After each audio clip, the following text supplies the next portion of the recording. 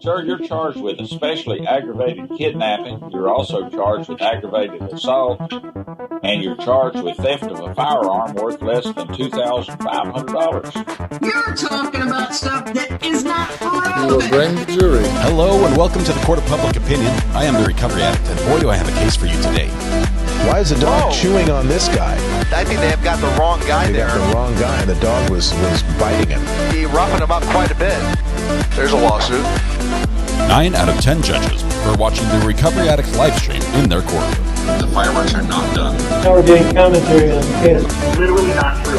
Dati mihi Anglican po, he's very funny. Is that correct? I didn't ask you to interrupt me.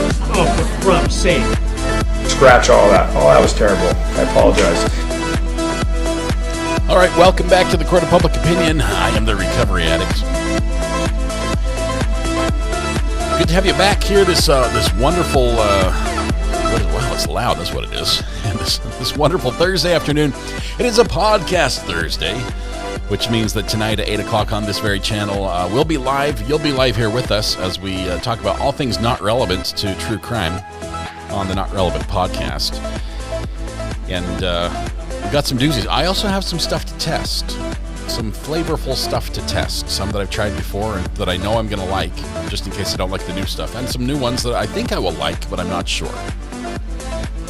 We'll tease and say that we do have a new flavor of cotton candy to try. So, Zimmy123, congratulations, Zimmy. You with your Kestrel, or I think that's an American Kestrel. I don't know what kind of hawk that is. I think you told me one time. Coopers? I don't know. Welcome. Thanks for being here. Zimmy, you were first in chat. Because you were prompt and punctual, we're going to punish you. Everything IP related worldwide is your responsibility. There we go. So off my shoulders and onto yours. We are good to go. It's a European Kestrel. Ah. Can see that now.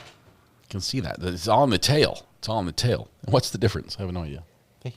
I messed up our son's haircut. Can you look at it and tell me how to fix it? You messed up our son's haircut? You don't want me to tell anyone? Okay, I won't.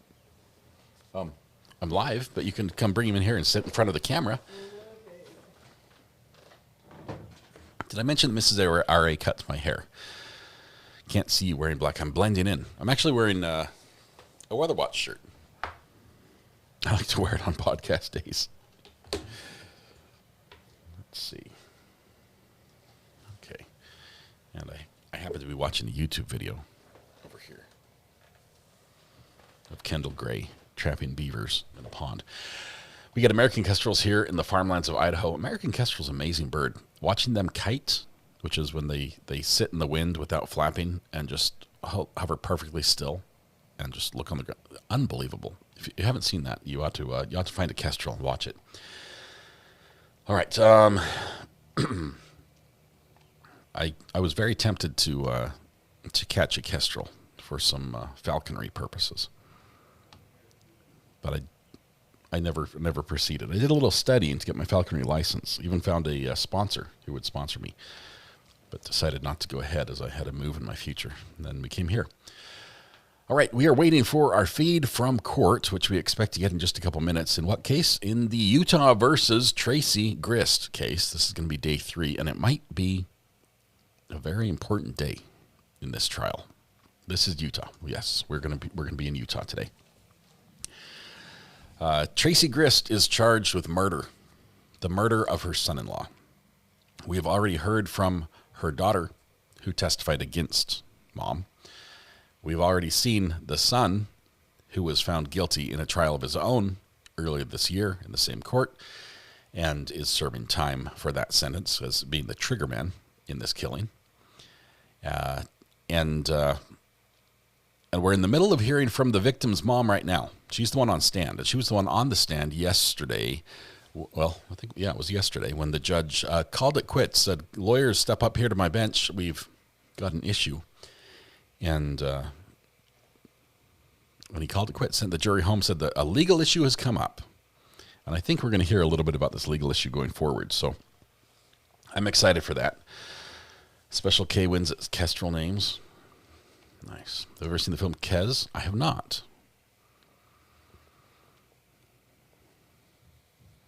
Let's see. Am I late, Joe? You're a little early. You're a little early. It's all right though. We're all just gathering around the water cooler, talking about the case as we prepare to take seats in our courtroom, which right now is not yet live. We're just waiting for the connection to come live, and then we'll have it right here. So our pool feed will be up in just a moment. Once again, I want to give a shout out to Law and Crime, who was the pool photographer on this one and providing the great audio and video. And thank you very much. All right, let's see. I hope they tell us. I do hope they tell us what happened. Mistrial Thursday. I've mentioned the M word. It's possible. Here's what's in favor of being a mistrial. Ready? The judge called the break. The judge sent the jury home. That means it's serious. It means we have an issue. And it wasn't to talk things over with the lawyers. It's like, we're done. Stop. Full stop. We might have a mistrial issue. It's strange that no lawyer called for it. It wasn't like objection, move to strike, move for mistrial. That never happened that we know of. It might have happened in judges' chambers. But, yeah. Jersey Prods, I'm doing a little bit to change it. I am boosting levels. Oh, guess what we have? We have our feed from court. Yay. So we'll bring that in right now. I'm boosting levels a little bit and taking a little bit off the top end on some of the people that are louder. I do have to adjust a little bit. Obviously, the judge has no mic, so we have to boost him a lot. And running just a couple filters, some limiters and things. But this one requires very little work because we have a good connection to the courts system, and that's just wonderful. It really helps. All right, with that said, we have our feed from court. Let's see, we have a couple other things to go over. Let me find, I need the, I'm just going to go back to our timer, our clock from Utah. Select the city. We're going to be Salt Lake City, which is just north of Provo. We are in Utah County, just south of Salt Lake County, and just west of Wasatch County. So Wasatch County was the county we were in with Corey Richens, I believe. Or was that Heber? I don't remember. I think it's Wasatch. Don't remember all my counties. Most states have like 100 counties. I can't remember all of them. Sustain your own objection. Thank you very much. Silala. I'm in such awe of how you can continuously find new cases and keep us entertained daily. I love all you do. Thank you. It takes a little bit of work on the back end, but I have to admit, I have some incredible help in the form of amazing moderators. Oh, we've got audio from court already. It's a test.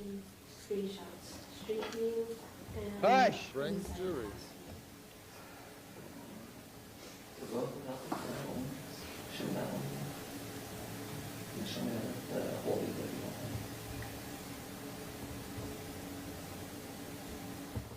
I think we're just doing some audio tests here as we get ready to get going. I have to give the props to some amazing help. There are also many people out in the community who aren't moderators who help me out a ton and give me a heads up when significant cases are coming up in their area. And then it's just up to us to file the paperwork with the courts and request media access and determine if we need to send equipment or if we get, if we're going to have people there or if there's going to be a pool feed that's available for us. This trial is brought to you by us, the chat. Chat is the best chat here. They are. Thank you, Red. Skybell gifted a membership as well. Thank you. It's also right by Utah Lake. Utah Lake used to be really dirty. Well, it's not the sort of thing you want to drink out of right now, still. But it used to be really bad. It used to be, Geneva Steel was right on the shore of Utah Lake, and there was a lot of pollution in the lake, a ton of pollution. Now it just has a ton of carp, which they're constantly trying to get rid of, even paying contractors a great deal of money in the millions to get rid of the carp that are in the lake and restore the natural population of fish in that area, because there are some amazing ones. I think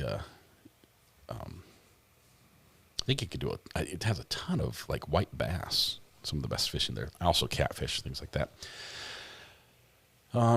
So there's that. Let me reload this. What is that? That's the wrong thing.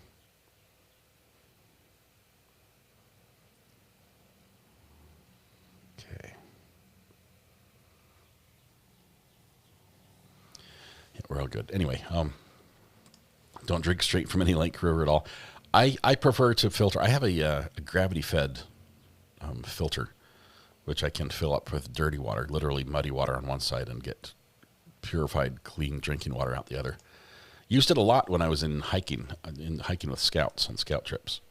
You know, you never know when you have to, run out of water way up in the Uintas or something.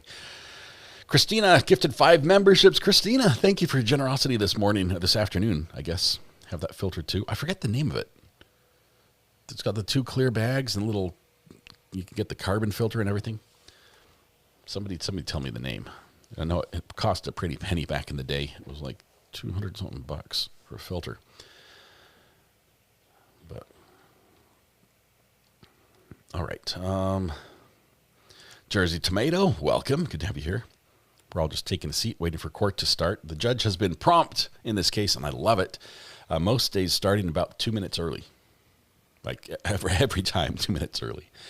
We are counting stuff in this case as well, by the way. We have, if I can get my super source in order. Let's see, box source 1. I need camera 3. Show me 3.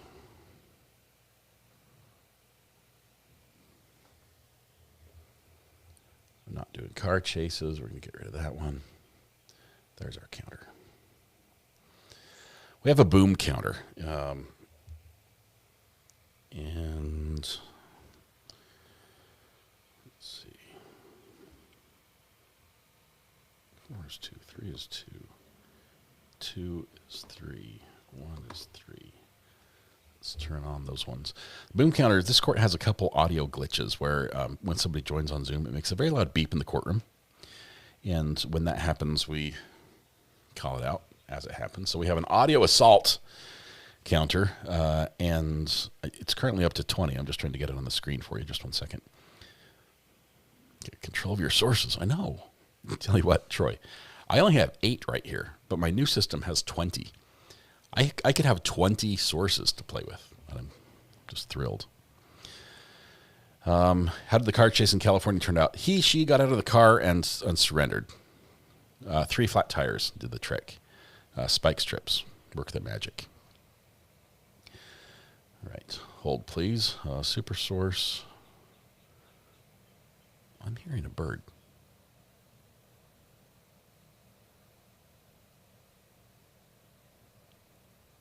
Did you guys hear a bird?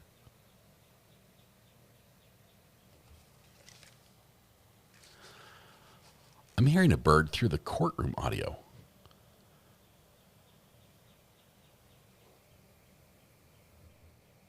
Nope, it's not. It's in my house. Never mind. It's outside my window. I turned off courtroom audio for a second, and it was still there.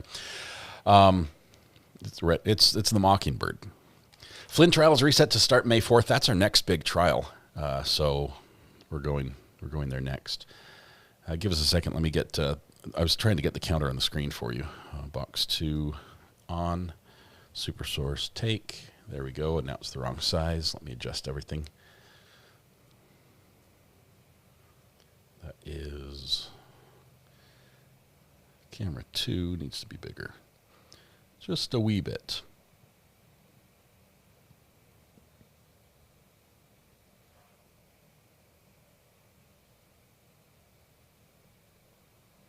Want to get it centered.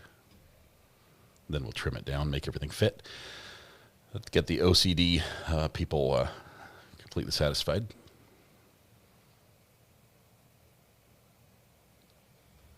That good enough? Oh, need another couple pixels. 1, 2, 3, 4, 5. That's it right there. All right. In session, Judge Roger Griffin presiding. Only funsies. Thank you very much. Thank you. Please be seated.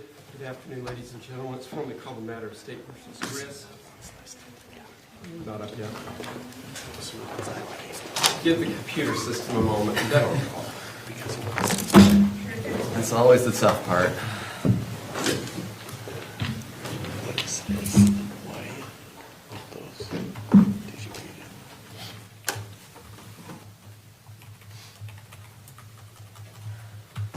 Let's get a couple minutes early. All right, so it's from the call the matter of State versus Grist, case number 241101170. I've been informed that the jury is all present and ready to go. Mr. Pomeroy, on behalf of the state, is the state ready? Good. State is ready, Judge. Mr. Casemore, on behalf of the defense. Are you ready on behalf of the defense? Anything we need to put on the record and discuss before we bring the jury out? No, Your Honor. All right, let's bring the jury out. Get started a couple minutes early. And no mention of the early break for the legal issue that arose that the judge sent the jury home for yesterday. There's another audio assault and a second one, simultaneous, ongoing, as somebody continues to bash their fist against the microphone.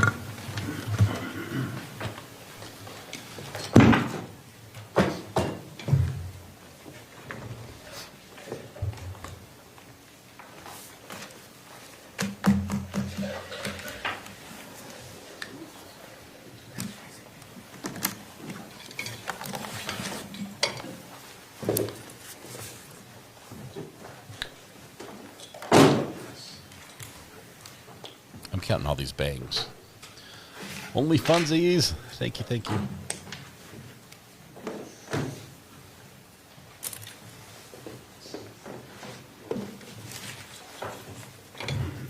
This court's ordered just one single camera is allowed to be used in the courtroom, and the position is behind everything, so we don't get to see the defendant's face. But that's the back of her head.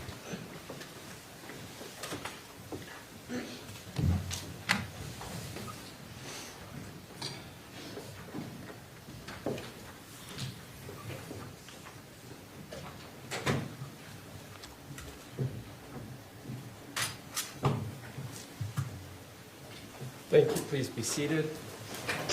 Good afternoon, ladies and gentlemen of the jury. I'd like to thank you again for being on time. I have to tell you, you're the most on-time jury I've ever had, so thank you. Attorneys tell me they're ready to proceed forward. Mr. McCabe. Thank you, Your Honor. The state would recall Diane Rostelli.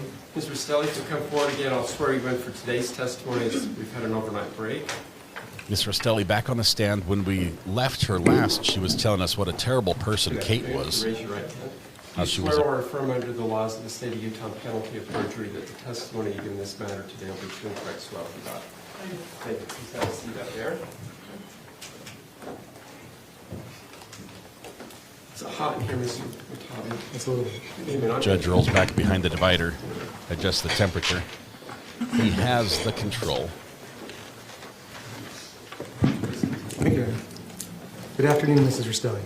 Good afternoon. I know yesterday we got to talk a little bit about Matt and kind of the relationships there. But do you know who Tracey Grist is? Yes, it's my son's mother-in-law. And do you see her here in the courtroom today? Yes. Can you point to her and identify something she's wearing? She's wearing kind of a dark blue dress. Okay. Well, court note for the record, she's a defendant. So noted, thank you. When did you first meet the defendant? Pardon me? When did you first meet the defendant? Oh, probably sometime before they were married, probably, at the house. Okay. You recall roughly a year? It was before that, probably several years before. So 2016-ish? I know I saw her in 2016 and maybe a little bit before that. And how many times do you think you've spoken to the defendant? Maybe, if you count the telephone conversations, maybe 6 or 7. And when was the last time you saw the defendant in person? I believe it was at a Walmart in around the time of May of 2024. Okay. Was that just a random meeting? She had come in to visit her daughter, and they'd asked if I would come meet them at the store briefly and do a little shopping. Which daughter was she visiting? She was visiting Kate.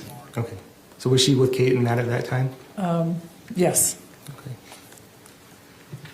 And when did you find out that Kate had taken the kids and left from California to Utah? It was sometime in that early week of June. I don't recall if it was, I think it was, the mother also informed me that Kate had gotten there safe and she was taking a breather. Okay, so you talked, who did you find out from? I'm not sure if I heard from Matt briefly, and then I heard also from Tracey. Okay. And do you remember what that conversation was about?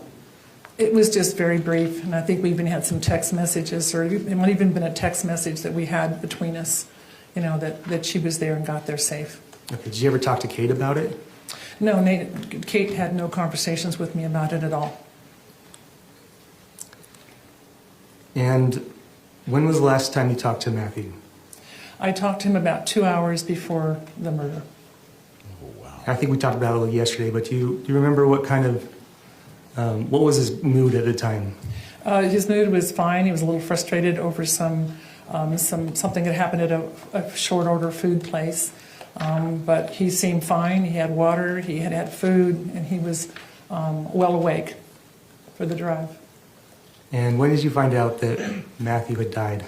I found out the following morning, sometime around maybe the 7, 8 o'clock-ish hour, and I got a phone call from Tracey. The defendant? Yes. And what did she tell you at that time? Basically asked me if I was sitting down and was my husband with me, and I said yes, and then she said, quote, "Matt is dead." And did you talk to her again after that? I was pretty much speechless. I thought it was just a dream. I mean, I really didn't comprehend it at that time, and I ended the conversation and said, "I'll have to talk to you later." Okay. And did you talk to her again? Yes, we did make another phone call. And who were you with when you made the phone call? I was with Mark, my son. I asked him to come over and explain to him that Matt was dead, and I don't know any circumstances. And I asked Mark to come over. And did you record that phone call? I believe we did. Why did you record it? I didn't really think about that. I think it was more of my son's thought that we needed to know just the details and just remember the details of what had happened. Okay. And after that phone call, what day was that again? That was on a Saturday, I believe. So was it the next morning after, or do you recall what time of day that phone call was? I think there was one, sometime that day, Saturday, I believe, and then we had another phone call later. Did you record that one as well? Yes, we did. Okay, I'd like to play what's been marked as State's Exhibit.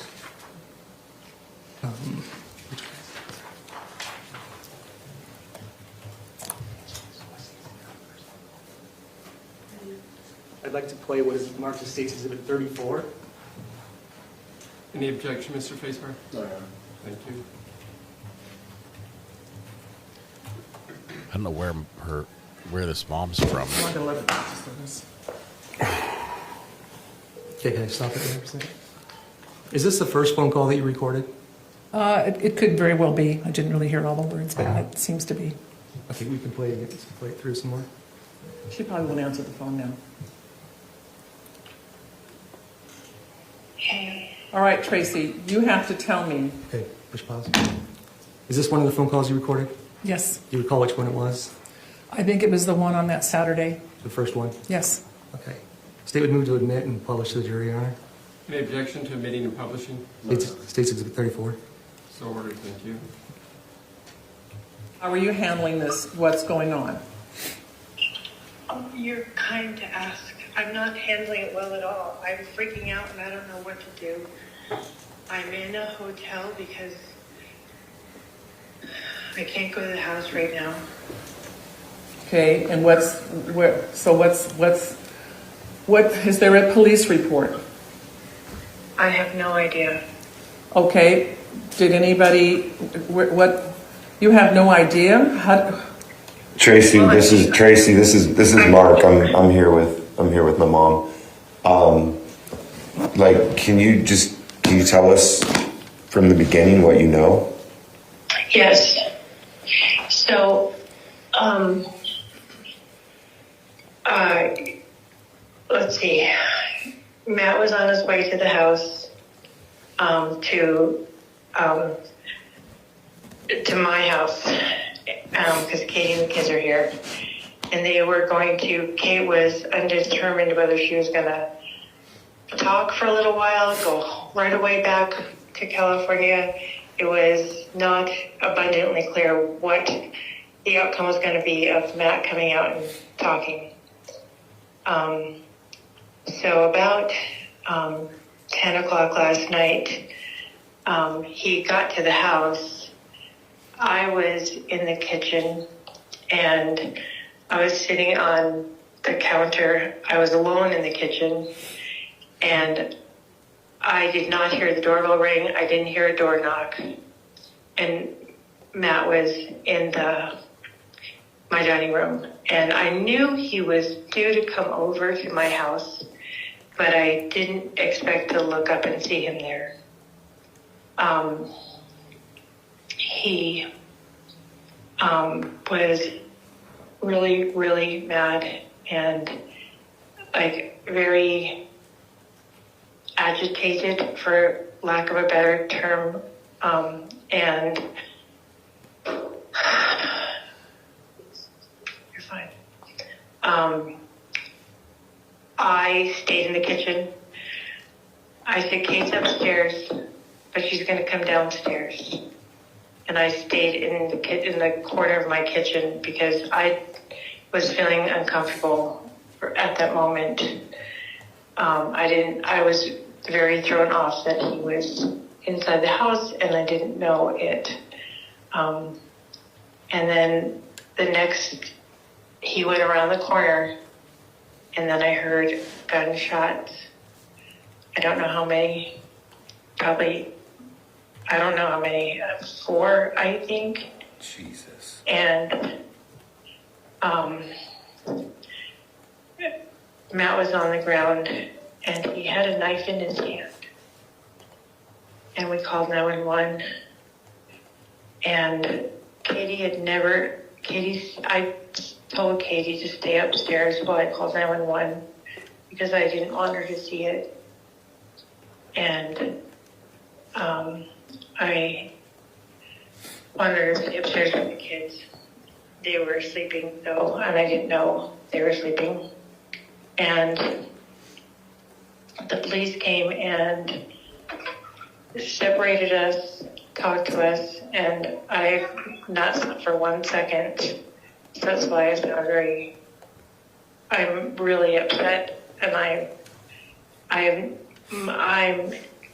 in a combination of shock and sadness, and so my son Kevin was taken to jail after 6 or 7 hours, and I don't know what's going to happen. Did before the gunshots, did you hear an altercation? Did you hear screaming? Nothing. No, I don't. If there was noise, I didn't hear it or I don't remember it. When you saw Matt with the knife in his hand, I personally did not see him walking with the knife. I saw him on the ground. Was it like immediately after? Like a pocket knife? Was it like a? It was like knife? golly, like it. Like Matt doesn't carry a knife, typically. Okay, well, I don't. I'm just wondering. I'm trying to put this together. This is mind blowing. Yes, I agree. It was. I can't think of the way to describe it. It's like a tactical knife. So the kids never woke up. The kids are still what, with Kate? Where? There was me and Katie in a hotel room. Okay. And she was just trying to Google how to tell children because she hasn't told them, but she wants to be able to do it in the healthiest way. And I don't know how to do it. I don't know how to do it either. I guess my only suggestion would be to take a minute while everybody's emotional. But so do you know what where they took Matt? I do not know. I'm assuming the so you said they took Kevin to jail. Yes. I'm guessing that the house is a crime scene at the moment. Yes.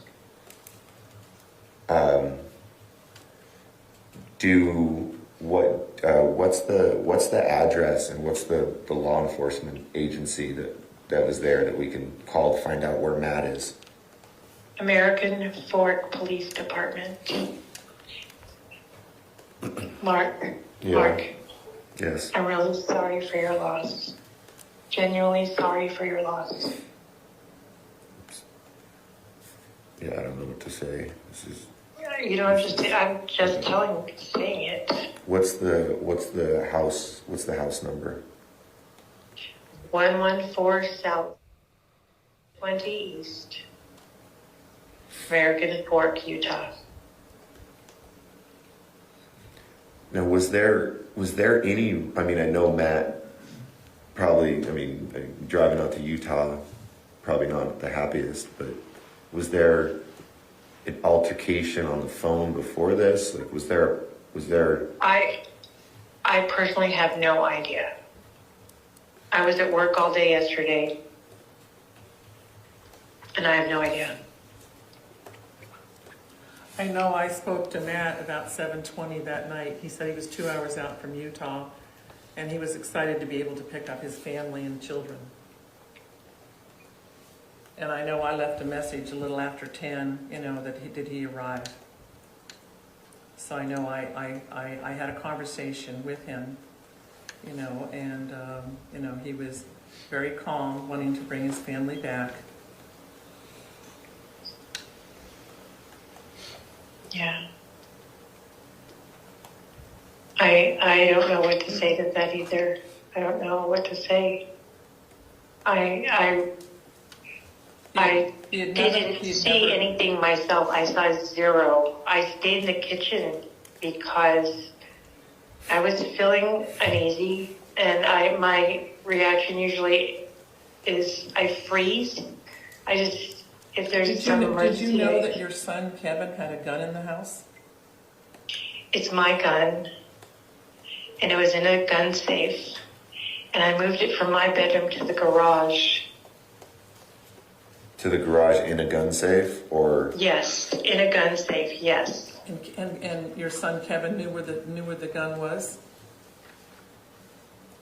Yes, he moved it for me because I wanted to make sure it was really high up. So because there was children in the house, and even though it's in a gun safe with a code, I just wanted it high up. Was there a reason for the gun to be out of the safe, like prior to Matt's arrival, or was it like did it come out of the safe when he got there? Was it a scramble and race for it? Like what? I do not know. Yeah. All right. I guess if there's any more information that you can share with us, you know, later, please do. Of course. I am still in major shock, and I'm hurt to the core because I know how much he protected Kate through all of this. He never spoke poorly of Kate. Never. And he was really looking forward to bringing the family back.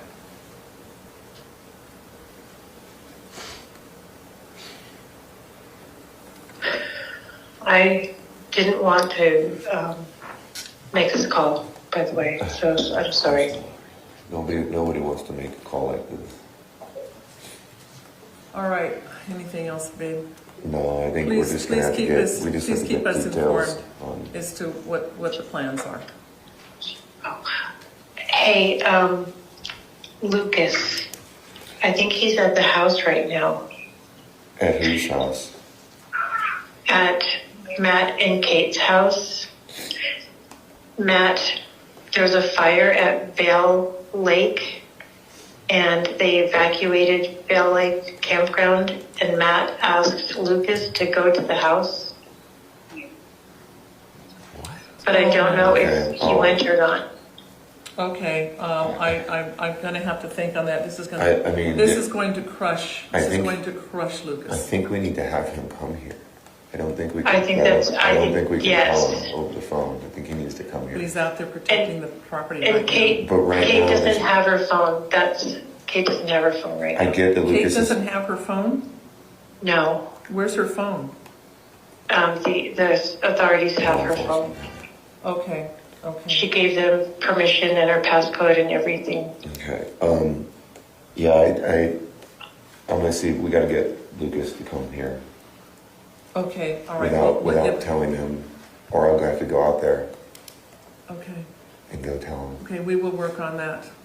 We have because We can't tell him. Nobody can tell him over the phone. Oh, he's gonna just grab We out. can't tell him over the phone. Right, and that's. Okay, let us handle that. Yeah, and the reason I called home Ayden before I called you is I wanted to make sure that he was near you because I knew you'd be able to tell by my voice that there is something really wrong. I was trying to do what you're doing for Lucas. Okay. Okay, well, we're going to figure out how to handle some of this stuff. Call us back immediately if anything changes or there's anything new. Of course I will.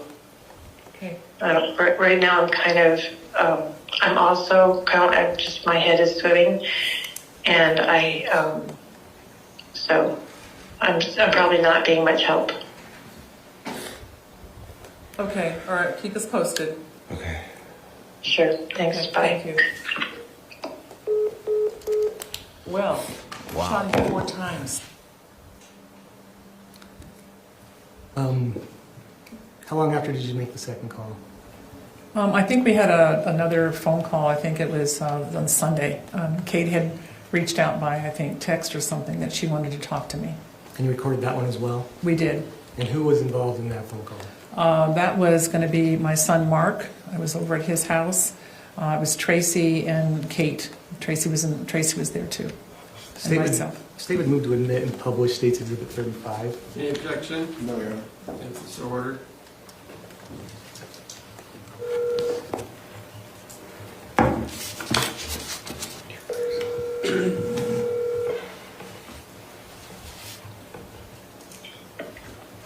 Hello? Tracey, it's Diane. Hi. Katie's downstairs and she wanted to talk to you. Okay. Let me go get her. Hang on a second. Katie, Diane just called. She's on the phone. She's coming. Okay.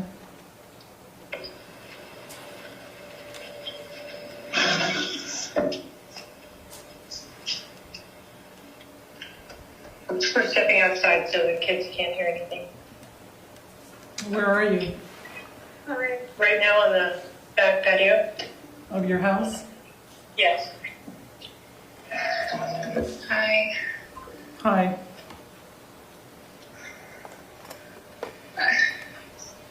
I'm so sad right now. I'm unbelievably broken. I know you are sad, Diane. I can't imagine how sad you are right now. So tell me what's on your mind. I want a proper memorial for me.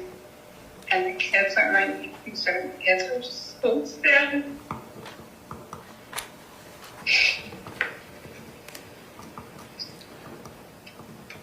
This whole thing doesn't make sense to me. I understand where it wouldn't make sense. It is so sad. I didn't want this to end. I wanted us happy. You know, we came there to help you. He didn't, I don't think he told you everything, Diane. And neither did you. And we were trying to keep you out of it because we had issues prior. But your mother... And we were trying to make it better on our own. And he was coming here to have a conversation. Okay? Whether he left left with the kids and me, or just the kids, it was all going to be a conversation, or alone. It was all going to be a conversation. It needed to be face to face. And how come that didn't happen? I don't know. I don't know. Did he correspond with you on his drive to the house? Slightly. So you knew he was coming? I knew he was agitated coming. I knew he was upset that he was coming. How come there was a gun that was out? I don't know. And who owns that gun? I think, Diane, I was not downstairs. And to the best of my knowledge, that gun was in the garage. And I don't understand why that was part of the greeting for Matt coming to the house. I don't know, Diane. Honestly, I don't know. I wish I could give you more answers. After Matt was fatally shot, did anybody try to give him medical assistance in the house? Yes. Who? My mom. And what did she do? I don't know. I was upstairs. And how soon was, 911 called to help you guys? Immediately. A neighbor called. And so how would the neighbor know that Matt was fatally shot? They heard gunshots. My mom couldn't find her phone. I still don't understand why there was a gun that was present in all of this. And why your brother had to be the go-between. I don't know.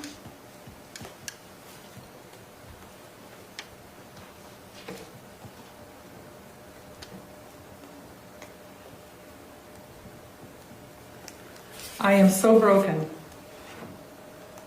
As am I, honey, and I believe you. I am in shock right now. Three children don't have their father anymore because of the violence that took place in that home. That is so sad.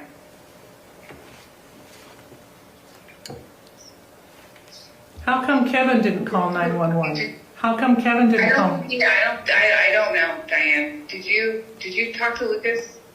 I did, and he is absolutely saddened to his core in this event, as we all are. Where is I still don't. He's with family. I still don't understand why a gun was brought to this discussion.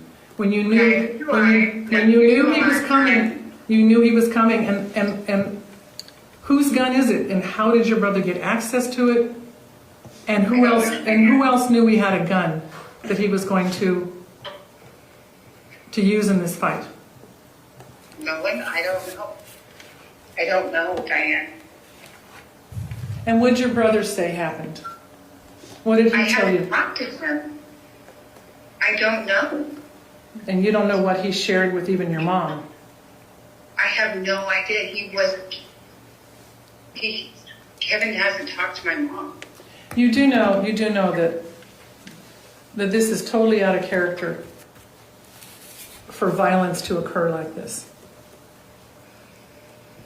I don't think that's true.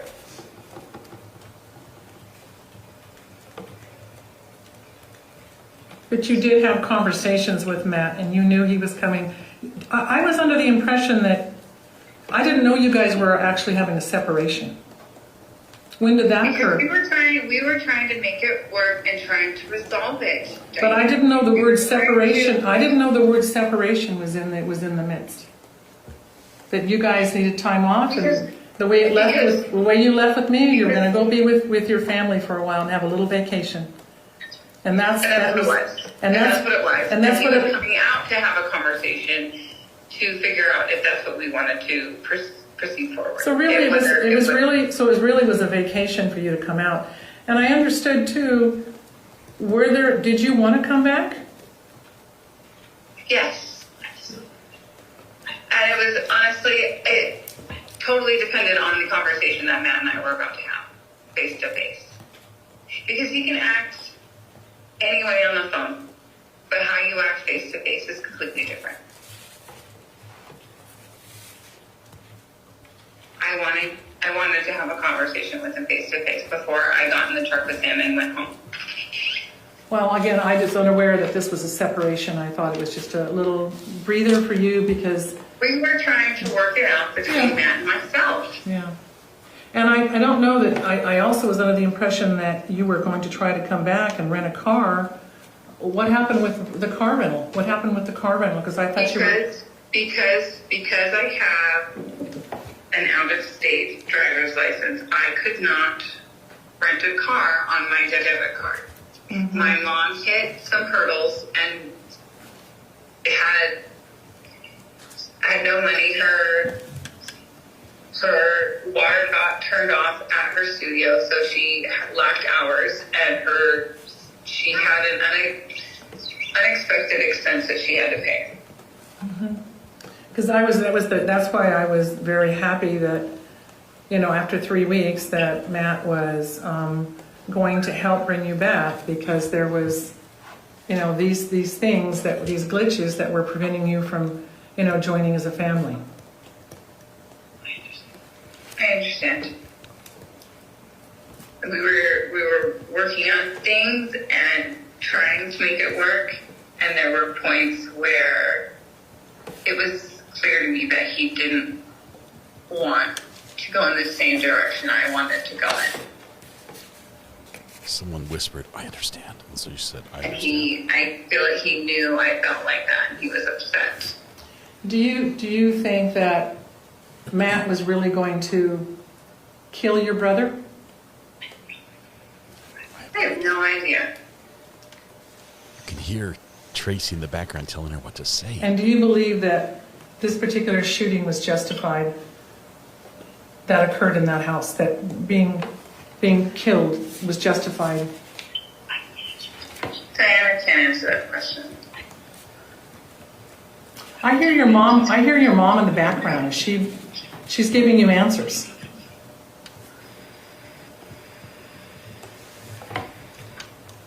I was hoping that you were speaking from This is all still under investigation. I was hoping that you were speaking from your heart.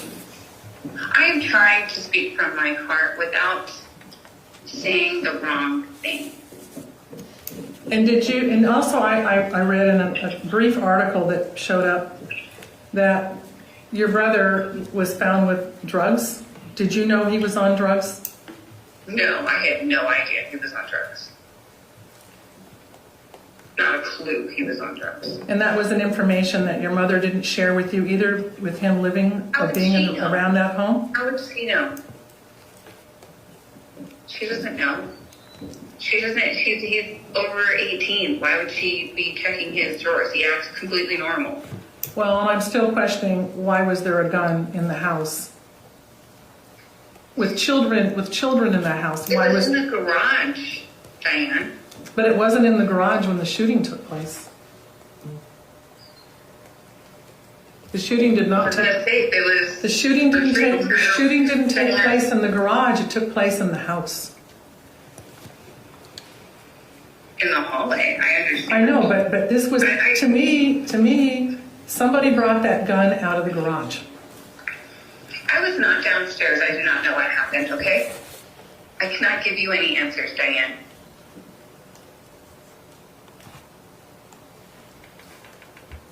Did you? It also said in the article that I am not going to answer any more questions about what happened.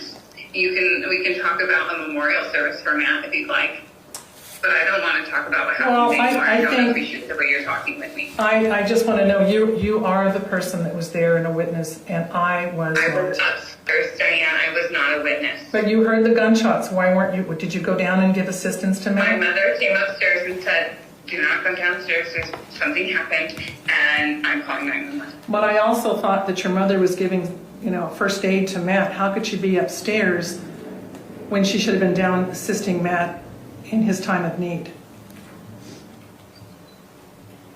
Just 8 minutes or 4 minutes.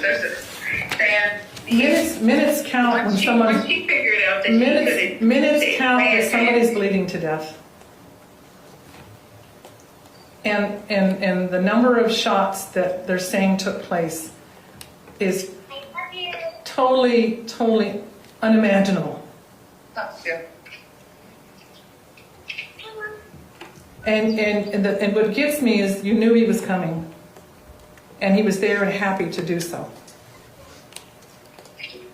But someone brought that gun in the house and turned it into a different fight. Diane is the victim's mom. As far as a memorial service for Matt, you're the one that has the married woman, you're the wife, you have all the cards in your hand for that event. So, you will have to do what you wish to do.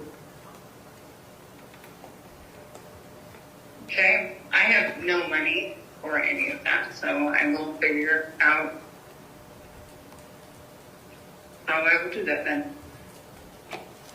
I don't understand even why you would want a memorial in light of the fact that Matt is being made as the negative person in this whole situation. I don't see where all of a sudden you want to have a memorial, something, positive for him, when this whole thing came down to, quote, a separation and all the other things you're saying. I don't know where this part's coming from.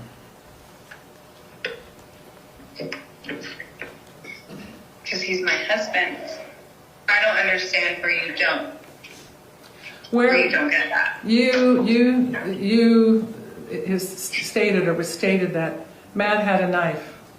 Where was the knife when he came into the house? His hand. And where was the knife after he was shot down? His hand.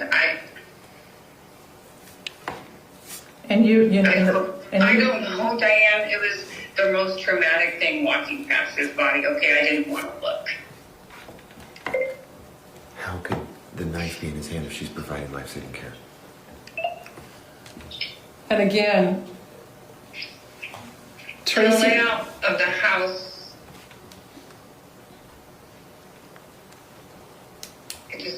The garage is next to the living room. And when Matt fell to the ground, he still had possession of the knife in his hand? Yes. And during all to my knowledge, yes. And during all the life-saving measures, the knife stayed in his hand. I don't know. There's a lot of unanswered questions here. For everyone.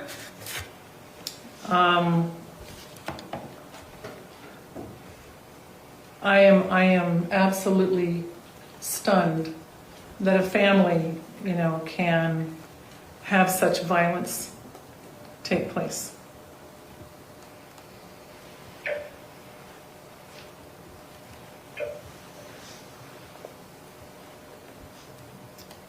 And, you're just going to have to share your plans with me,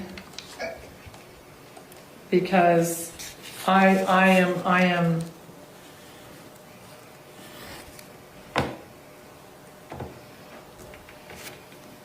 am stunned. Is your mom still standing there? No, she went inside. I have more questions for her. If you would like, I can easily call her back out here. She's just inside with the kiddos. Okay. Okay. Mom, you want to come back out here? That'll be okay. Yeah, it'll be fine. You're welcome. Hi. You know, Tracey, I'm still concerned as to, you know, the fact that Matt was shot multiple times, and when were you able to give life-saving measures to Matt?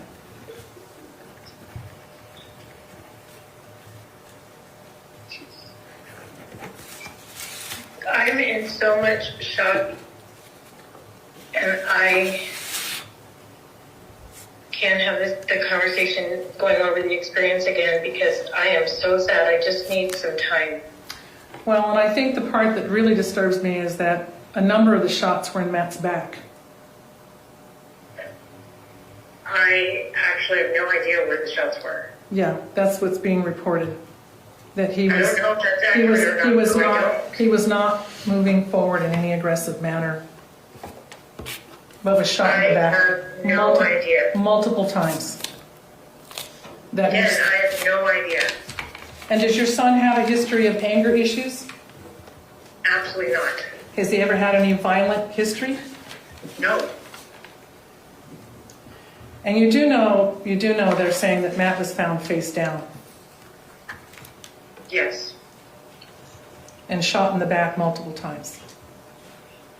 I have no idea how. And your son has I never have had no idea. and your son has never had any other, you know, violent issues or. Never once. Did you really try to save him, Tracey? Did you really try to save him? I was on the phone. Did Kevin try to save him? Yes. And what did he do? I don't know. I know he was checking first pulse and he was trying. I don't know what he did because there was a moment that I did run upstairs and say, "Don't come downstairs, Katie." So only he was really the one that was attempting to do something.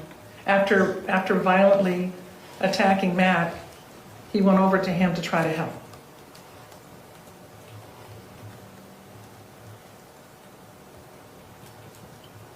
So you were not initially there to help as much as to tell Katie not to come downstairs to assist with Matt, with multiple puncture wounds in his body.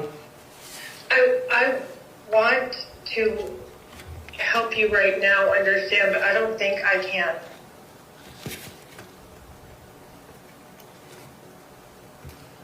Well, you know, there's a lot of unanswered questions, and this has really Me too. This has really started a monumental flow of events that have to be resolved.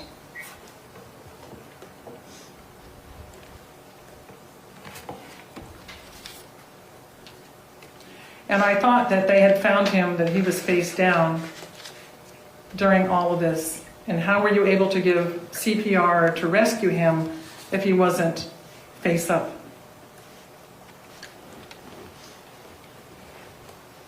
And yet he was still lifeless and holding a knife.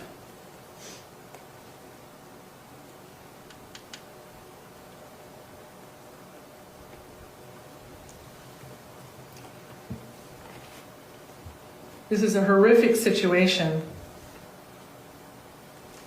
and I am heartbroken to the core over this violent attack. We're listening to a phone call between the mother of I the am victim literally nonviolent and the mother of the shooter. in every respect. Well, I didn't say you were. I just said I am heartbroken. I'm heartbroken over this violent attack that occurred in the house. I didn't say you were violent.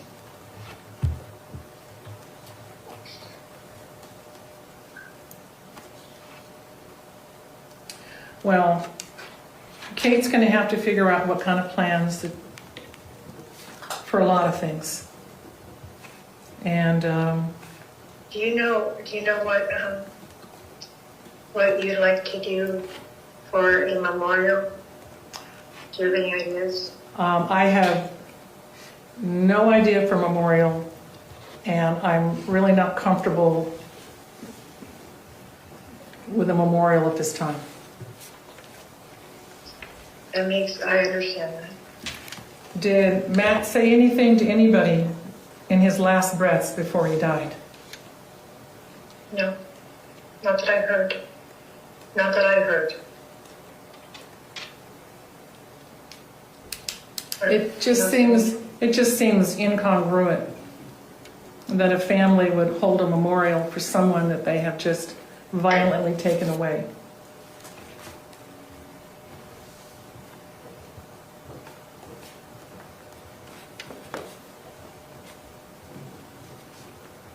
I'm so confused by what you just said. So No, I'm just saying that a family that's just taken someone's life now wants to plan a memorial. A memorial would be for the children's sake, and for Katie, and for. But Katie, as they're stating, is that she was separated, and they were agitated with each other in some way, according to her. I don't know why she would want to memorialize. She was just taking some time to think things through. Right, and it didn't have to. The separation word was mine. I said, they were separated, but that was just something I said off the top of my head. It wasn't something Katie had talked about. I know. Well, I'm just saying that it just seems very insensitive to do a memorial when, Matt only came out there to help because no one seemed to have any money to bring her back. So I don't understand. It's almost like I don't understand having a great memorial when the brother was already set up and ready and armed to do damage. So not what happened. He had a gun, babe. He had a gun. He was ready. That's not true. Then why was he armed? Why was there a gun? I bought it. I bought that gun back when COVID was going on because I thought it was a good idea because I'm a single woman and I thought having some protection in case something bad happened would be wise. Mm-hmm. And you do know that the papers is also saying that he tested positive for coke. I cannot believe that, but I believe it. What a dumb thing. I And don't yet he had access, anything about that. And he had access to a gun. A gun that was not secured with children in the house. It was in a locked safe high up in the garage. And who had the combination or the lock to that safe? Obviously. Everyone but Rory, and well, Katie doesn't, but everyone but Rory. Okay, so your son had access to get to that gun if he needed it. Well, I asked him to get passports once. I'd asked him to get other things out of it for me. But he knew the gun was there. He knew the gun was there. And he took the gun out in anticipation of Matt's arrival. While on coke. I don't think that's the case. He had the gun when Matt arrived. Did he go out to the garage and get the gun and then shoot Matt? I have no idea. I did not see any of that. I have no idea where Kevin even was. I was in the kitchen. You also know that the paper stated that he was not legally supposed to ever have a gun. Yeah, he had And yet he had a gun. With his girlfriend, his fiance, a few years ago, 3 years ago, he was calling her incessantly, and she got a protective order, so he wouldn't call her anymore. And yet. And he said that's fine because he was never going to go to Chicago again. But he also, in that order, was told he could never have a gun, and yet he had access to a gun. I forgot all about it. since I forgot about it, there's a really good chance he didn't remember either, because it was a while back, and it was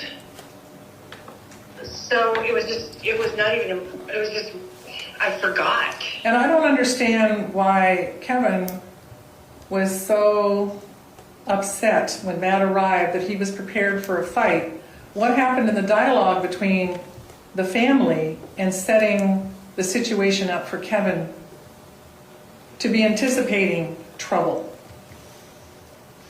I don't have any idea what was in Matt's head or Kevin's head. I don't know what you're talking about. But obviously Kevin was aware of some kind of relationship with what was going on with, Kate and Matt, that he was privileged to some kind of dialogue You're wanting answers I don't have. between all of you, okay? You're wanting answers I don't have. But why would he bring a gun to the fight when he knew nothing about what was going on between Matt and Kate? You're asking me something I have no way of answering.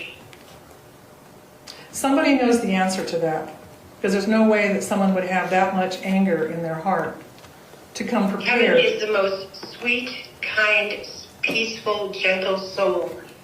Timmy and Jacob and Kevin are the sweetest boys. They're so gentle and so kind and so sweet. But yet you just told me that he had a protective order against him because of some relationship issues with one of his fiancés. Because his heart was broken and he kept trying to call her incessantly to talk with her.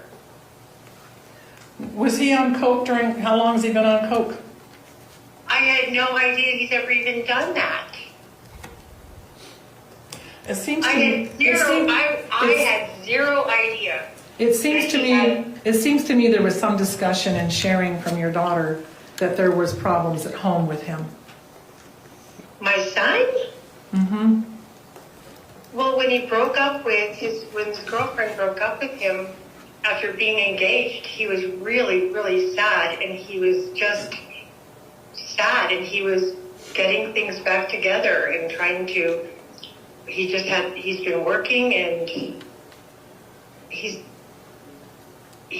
good. Well, not good in the fact that he shot Matt, killed him, including shooting him in the back. I don't interpret that the same way you do.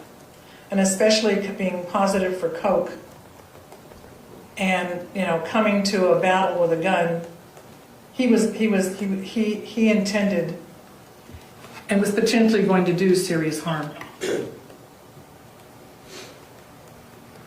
In your mind, do you really think this was Kevin trying to have self-defense?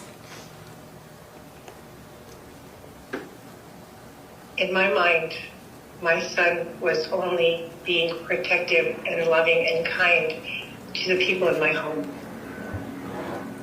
And why didn't someone just open the door and say, "Hey, glad you're here. Would you like a sparkling soda? Come on in. We'll talk about it. We'd like to help as much as we can." Why didn't it end up that way with a positive greeting? Matt didn't ring the doorbell or knock. Well, he also knows that sometimes it wakes up the children. I know that happens. I mean, that's not at all unusual. I walk into my son's house. He could have texted Katie. I think he was in a lot of dialogue, and we knew he was only 2 hours out. No, he could have texted Katie that I'm here. I think there's more. I think that she knew he was coming and arriving in a matter of minutes, and Kevin was waiting. That is. He was waiting. You had Kevin in there being the go-between. You are filling in blanks with things in your mind that we don't have the answers to. Not you, not me, not Katie. Well, I know Matt did notify Kate multiple times. He spoke to me that night. I know the time frame, and he was keeping correspondence with everyone. People knew he was arriving. Yes. And all this business of do you ring the doorbell and knock on the door, you knew he was coming.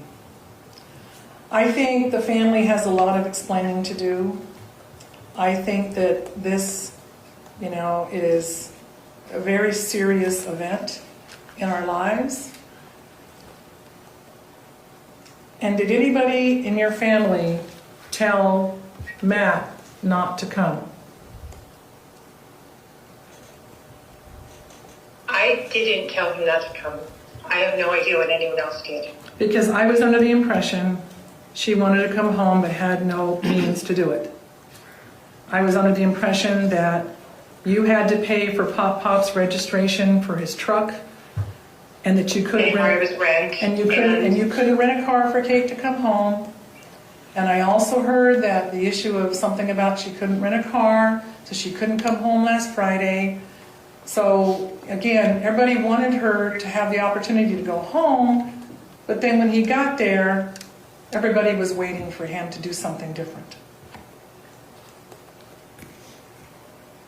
And this is the part that disturbs me, that if it was this volatile and that Kevin was on edge, that someone should have called and said, please tell Matt to wait a little longer. Things aren't right. And nobody, I don't know if anybody reached out to Matt and shared that. Did Kate even tell him not to come? I have no idea. Because this whole thing seems like a setup.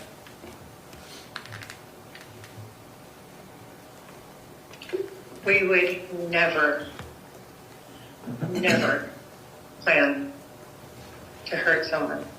Well, someone planned with a gun in the house. This was orchestrated.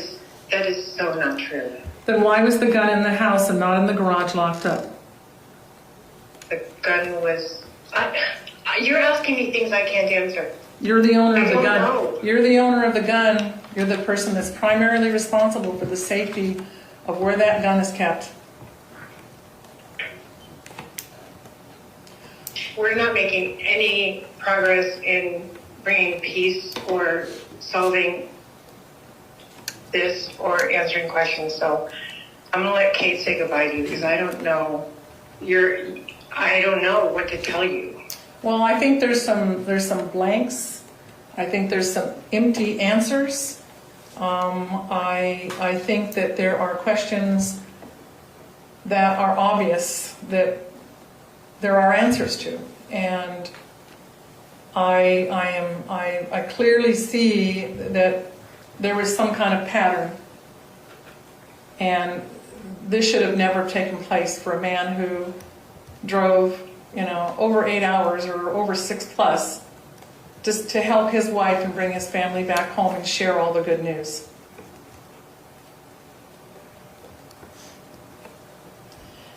And I think some soul searching has to take place amongst, what really went on and why it happened and why the violence took place in that house.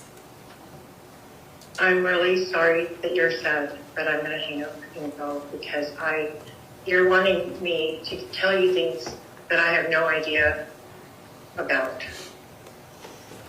Well, all I can say is that Kate is going to have to give me her plans as to what she needs to do, because, I just need to know what she plans to do as far as, where she lives, just everything. Not that I need to be the one making the plans, but I need to know what her plans are, and what's going on with all of this. All right, well, listen, tell Kate I am also sorry for the loss. I am brokenhearted that the children will never have their father ever give them the guidance and assistance that they need throughout their lives. And this ought to really hit to the core of the family members involved. And, Kate needs to share with me, what are the plans as to where she's going to live. I'll let her know that you brought that up, and all. And you do know there's live animals on the property. Yeah, my sister was going to go figure something out with them. why is she allowed on the property? Why is she allowed on the property? My sister? Yeah. Because she stayed there in her trailer. But she left, and with no word, they all disappeared the day that Kate disappeared. So you're telling me that this was an amicable leaving? Yes, and that all of your family ghosted Matt and not sharing with him what happened to his family that day they all disappeared. I'm so confused. So I know that my sister was going to be there when you guys were in Vegas. No, but she left. She left. Right. She left no. She would have stayed if we were in Vegas, but she left, and she also left when Kate left. And every single one of them would not answer the phone and tell Matt that Kate was okay and that she was going to her mom's. Everyone ghosted Matt. I don't think my sister even knew. Everyone ghosted Matt. My sister didn't even know. They didn't return any phone calls to Matt. None.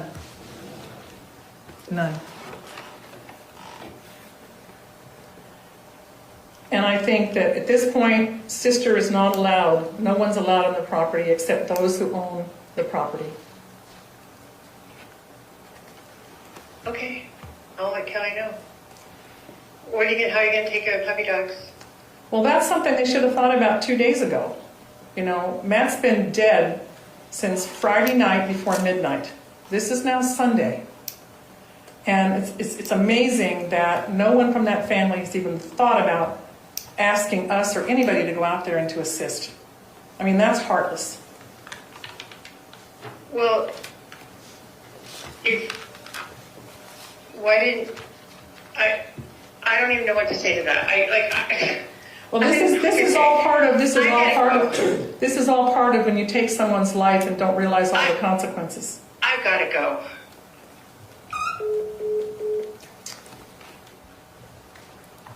No further questions this time. Holy smokes. Ross? If you get up and say, I'm sorry for your loss, she might just slap you across the face.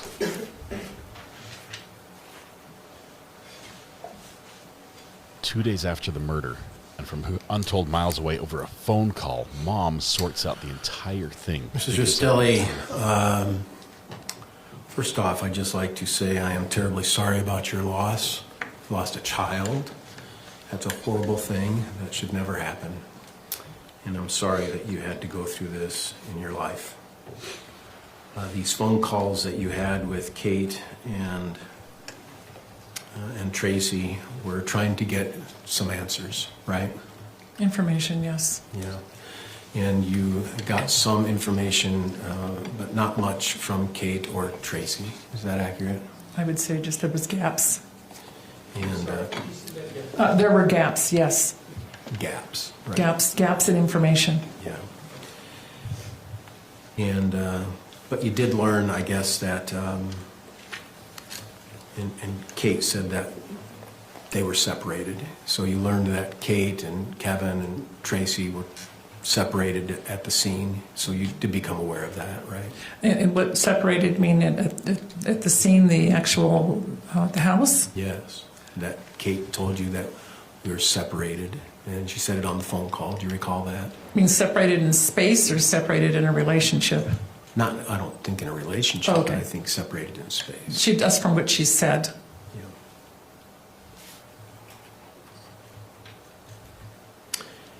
In that first phone call, you also found out that Tracey and Kate and the kids were in a hotel because they weren't able to return. Yes. Because it was a crime scene. Yes. And Lucas. Lucas is Matt's oldest child, right? Yes. How old's Lucas? Lucas is 21 now. He's 21. So he was 19 or 18 when this happened? Approximately, yes. And so that was tragic for him to go through this as well. Absolutely.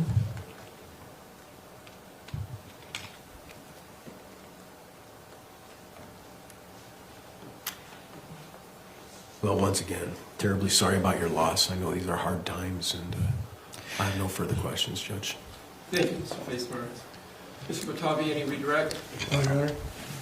We're taking a break. Thank you. Take a break. Diane Rastelli on the stand. Your next witness, Mr. Batavi, you need a short break. Maybe just take a 5-minute break, Your Honor. Let's take a short break. And it wasn't. All rise for the jury. It wasn't her testimony today that was so impactful. It's what she did 2 days after finding out her son had been killed.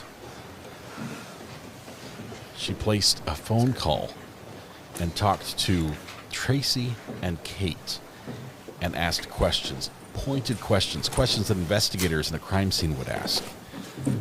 And she pieced the entire thing together. So much so that Tracey eventually had to hang up. Please be seated. She couldn't Is there take anything we need to put on the record? the questioning. From the jury from the state? No, Your Honor. From the defense? No, Your Honor. Let's take a 5-10-minute recess. Thank you. We're recessed. All rise. Just a short recess here. Wow. A couple things that stand out from that phone call. First of all, Diane called it. She called it out on the phone call. When Kate was talking and answering questions, Tracey was telling her what to say. She was telling her what to answer with, and you could hear it. And we heard it, and Diane heard it on the call and called it out there. But even before then, she knew something was wrong here. She had what? An incomplete police report and a newspaper story? And that's what she has to go on. She hasn't been out there. She hasn't spoken to anyone other than that. She gets a phone call that her son is dead. And within 2 days, she has pieced the whole thing together and says, this was a setup. This was a setup. Why was the gun there? Why did he have the gun? Why did what the plan was supposed to be there? At worst, he had a conversation and then he left, either with the kids, with Tracey or with Kate and the kids, or by himself. That was the plan. Why did none of that happen? That was brutal cross by Diane Rastelli. Holy smokes. I've never, ever seen that. I mean, you've got the mother of the shooter and the mother of the victim on a phone call together right after the crime happens. And Kate getting on there and saying, let me just say first, I'm so sorry for your loss. What? This is your husband, right? This is your husband you had 2 children with, and he brought a third, into the relationship. So you've got 3 kids that you've been raising for years. I'm so sorry for your loss. And said as flat as an AI voice could possibly read it. And then you do manage to choke up some tears, but then immediately they just fade away and it just goes back to cold, calculated, unfeeling. And through it all, Diane is able to retain her composure, not just composure, but her rational thinking skills to put things together, listen to the answers, and see where the contradictions lie, and ask the questions that needed to be answered right then that honestly nobody else had been asking to this point. Diane did the detective work, all of it. Wow. That was an unbelievable series of calls. She basically got Tracey testifying. Yeah, this solidifies a story. She's recording the phone call. Okay, that was super smart. She's recording the phone call, and it solidifies testimony and Tracey's answers that she'll then have to be accountable to later. Because if she tells a different story, yeah, especially when it comes to, I rendered aid. I tried to help. When? Was it before you went upstairs to tell Kate, don't come down? Was it after? Was Kevin rendering aid? Yeah, he was. Okay. How? Because my son was face down with a knife in his hand when the police got there. How was he rendering aid? How was he rendering aid with him face down? How do you do CPR like that, Tracey? Tell me that. Oh, my goodness. And why was he shot in the back? She's like, I don't know. We don't know. Yeah, he was shot in the back. Wow. There were some other questions she could have asked. Kate, who had her phone, right? It was mom that couldn't find her phone. Kate had her phone. Kate was in the house where 7 shots were fired. Why did the neighbor have to call 911 instead of Kate? You're upstairs in a house late at night. Your kids are asleep, and you hear 7 gunshots downstairs. Do you think I'll just wait here until someone tells me it's all good?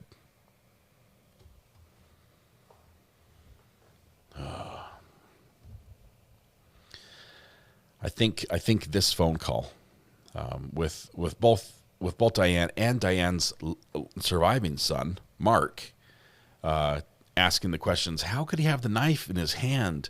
The knife's still in his hand after he got shot. After you've rendered aid, there's still a knife in his hand. What? How does this add up? She did more work than the police so far.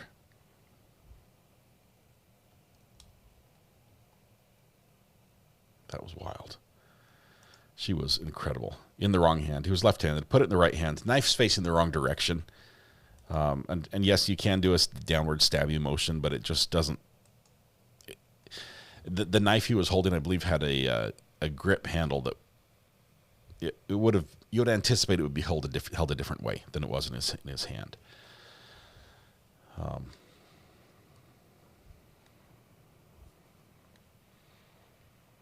What proof is there that Tracey did anything? There is actually proof that she did something, but it has to do with placing the knife in Matt's hand after he was dead.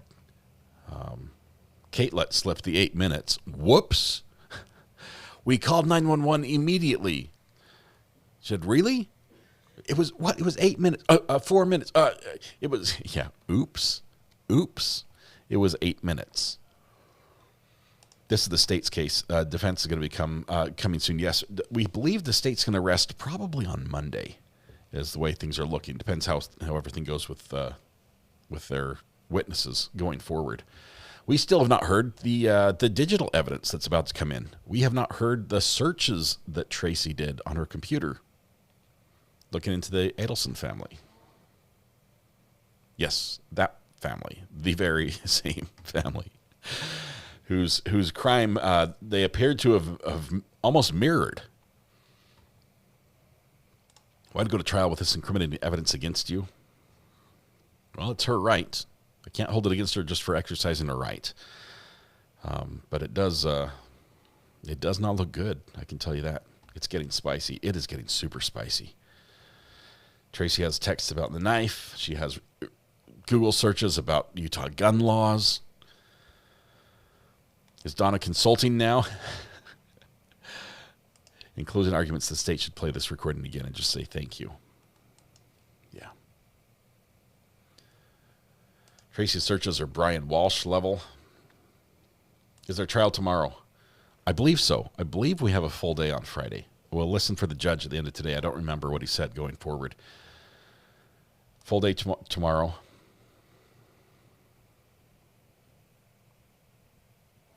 Man, the family was not prepared to make this call. Kate was not prepared, and Tracey was not prepared to make the call to a grieving mother.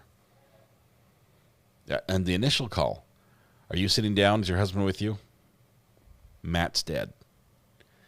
That was the wrong way to handle that, but kudos for at least making the call and owning up to it. But bedside mannerism, I'm going to give you a 0 out of 10 on that one. Wow, I don't know when Diane got to grieve, but she had to play detective first, and that's not fair to do to any mom. No, Mr. Facemeyer. Yeah, would you bring her back? Would you mind going and getting Mr. Facemeyer, Mr. Brown? Yeah. Thank you. I did. Okay. Defense attorney's missing. Just yell donuts or something. He'll come. I shouldn't have said that. They had donuts in the workspace. That's why that popped to mind. Yeah. No, there's no coming back from that one, Judge. You owe him donuts now for sure.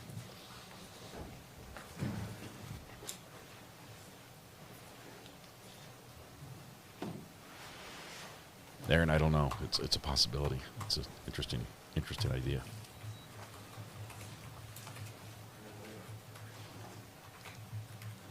I don't think they're going to move Corey's sentencing date. there's another noise. I'm going to add that to the audio assault counter. We're up to 27 now. There we go.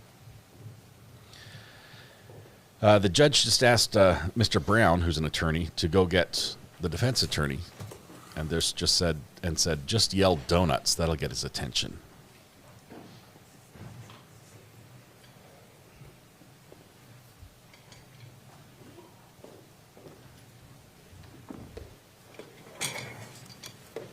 All right, let's bring in the jury.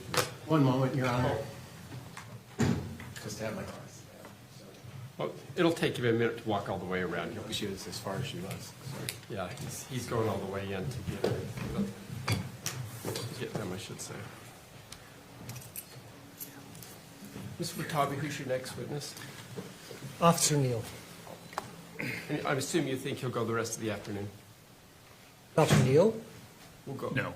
No? Not with Officer Neal. Do you mean with our witnesses today, or? No, with this next witness. Oh, no. No, okay. We have 4 fairly short witnesses next. Do you want to replace Buffer with donuts?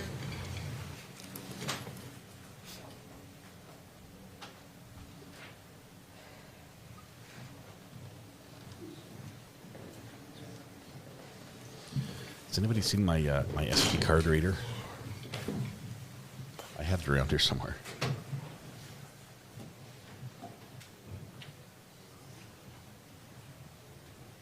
Thank you. Please be seated. State ready to call the next witness. Oh, where'd Mr. Facemeyer? Oh. Mr. Watabe and Facemeyer stepped out for...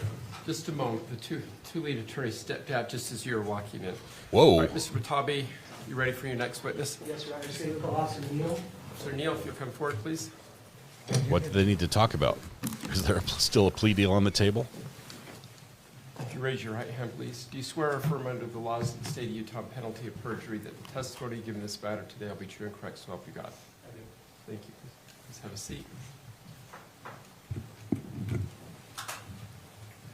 Debbie, you're probably right.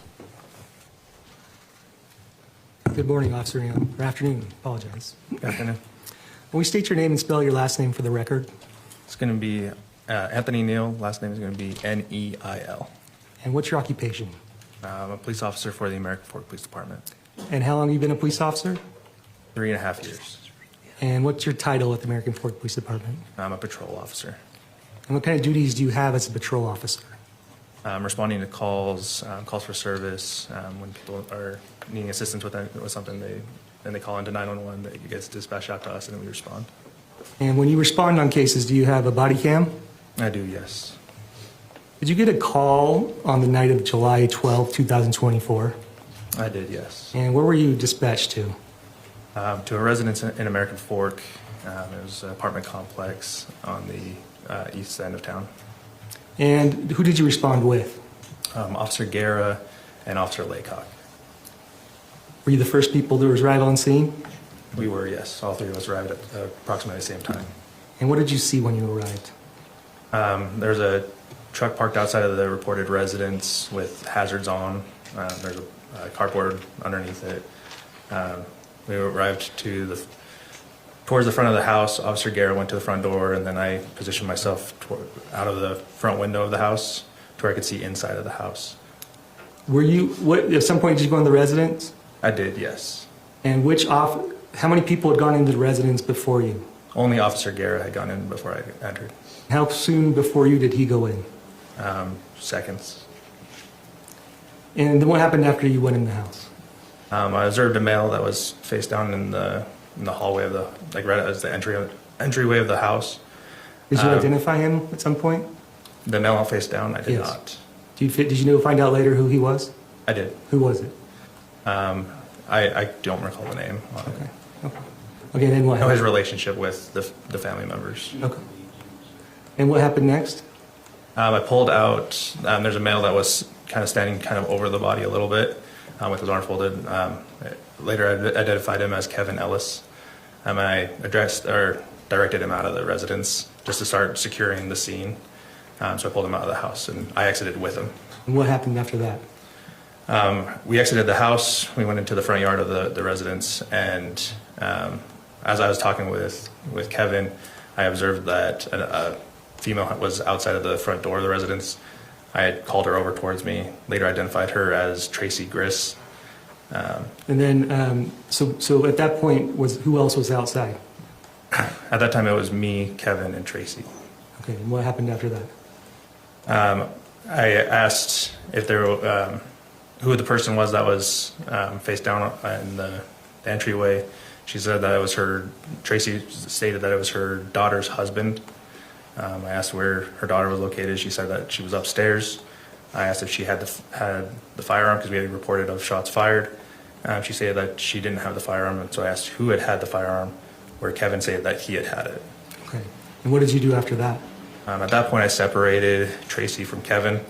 I directed Kevin towards the front of the truck to sit down, and then Tracey towards the back of the truck, also to sit down.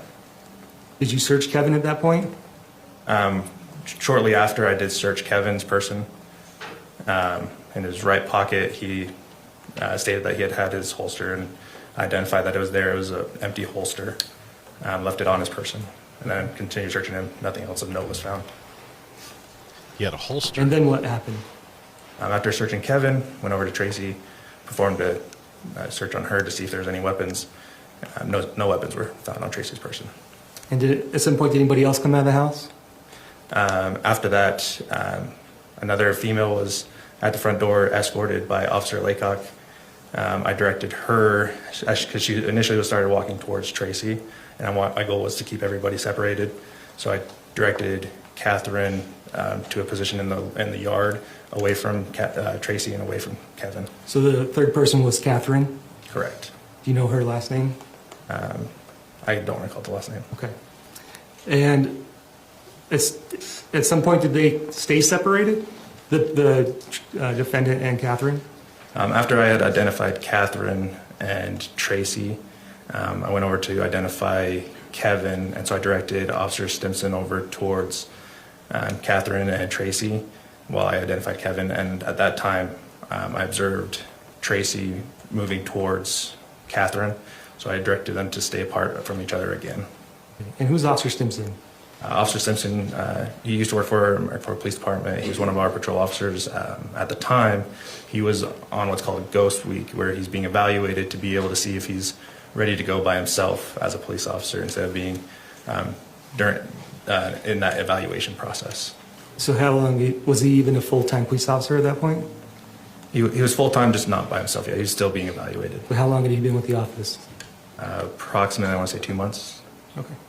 I'd like to show you what's marked. And do you know if Officer Laycock had a body cam? He did, yes. And did Officer Stimson have a body cam?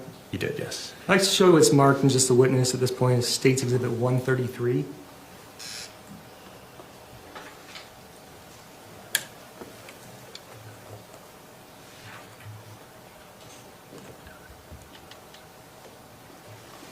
You gotta keep them separated.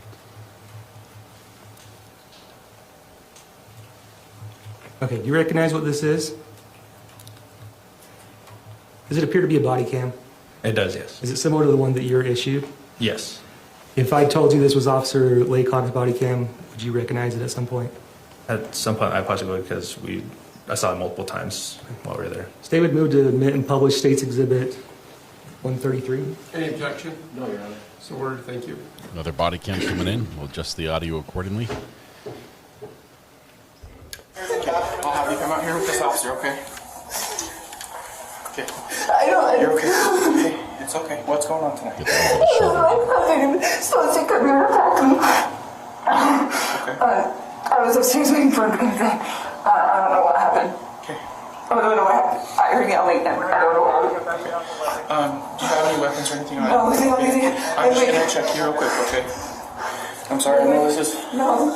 I have my earbuds in my pocket. That's the only thing I have in my pocket. Okay. Sorry, was that them that just fell? Okay. Okay. You're good. I don't see anything else on it. You're good if you want to go take a seat next to her on the grass, okay?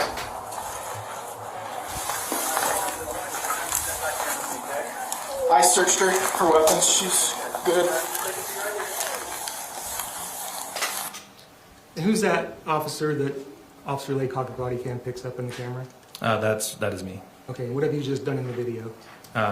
So Tracey, again, when she was walking Catherine was walking towards Tracey, and that's when I had directed her to a separate spot of the yard away from Tracey. Okay, now I'd like to show you what's marked as State's Exhibit 134.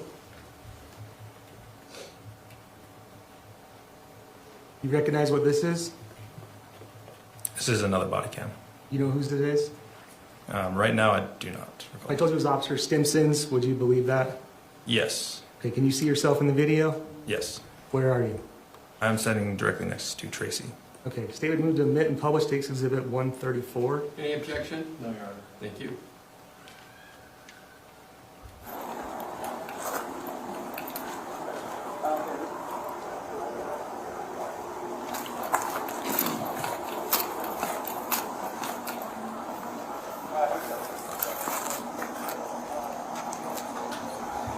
What's your name, man?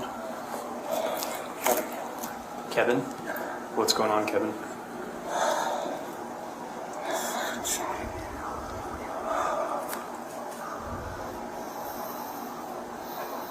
Is this your home? That's where I live. That's where you live? Okay. Alright, man, I'm gonna get some information from you. He lives with I'm his gonna just hang out mom. with those two for a second.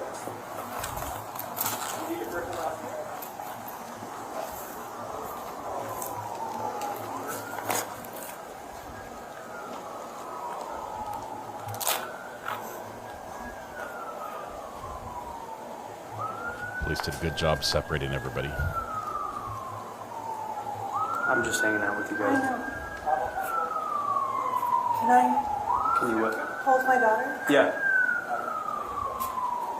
You could, yeah. Were you separated by officers? What? Did the officers separate you two? Yeah, I think so. Okay. I don't know. Okay. The whole police force If you would responded. like to sit next to your daughter, you're I welcome want to to. talk to her. No, that's okay. Neil, are they okay sitting next to each other? Oh, okay, never mind. I'm sorry. I'm sorry. Can I just hold her hand? I do need you to be separated. Fine, fine. That was my bad. If you want to pick up your phone and come back over here where you were, that would be great. That's okay. We're gonna go through an interview process. We typically will keep all parties separated. You'll stay right here with me. I'll just have you just stay separated for right now. Kevin, I have no idea what to do, so don't say anything, please, because I don't know what. Okay. Hi. This is a hard situation. We really need you to be patient so we don't have to move you Don't guys say around. anything, Hi. please. All right? Uh-huh. Huh? Yeah. Yes.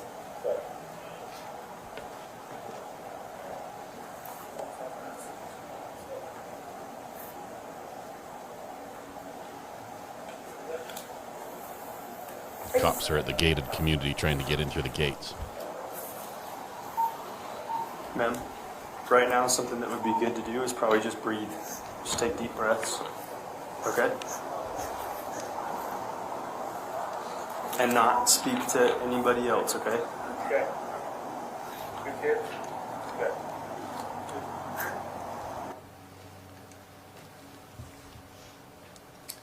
Do you know what was going on when Tracey's the defendant said, "I don't know what's going on, so don't say anything"? At that point in time, I told her that she needed to be off of her phone. She was on the phone with who she stated was a friend attorney.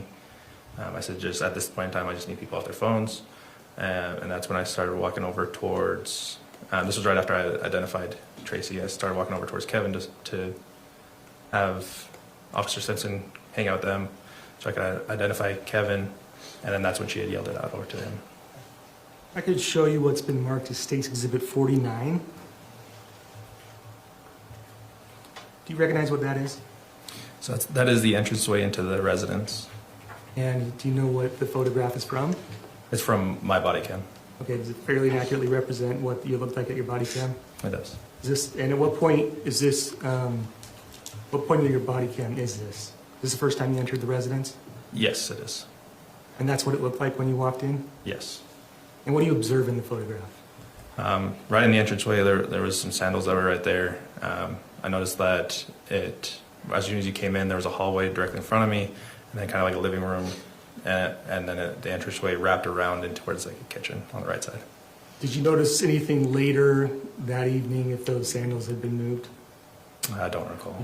Okay. State would move to omit and publish State's Exhibit 49. Content warning, some of these images may show the decedent. Move to publish. I'm sorry, Judge. May I approach? Certainly. Let's take it down for a second. There's an objection here.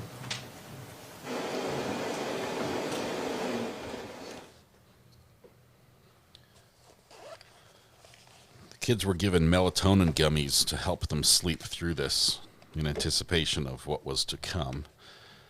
That was from Kate. Then she also stayed upstairs with them, so she wouldn't be present when this happened.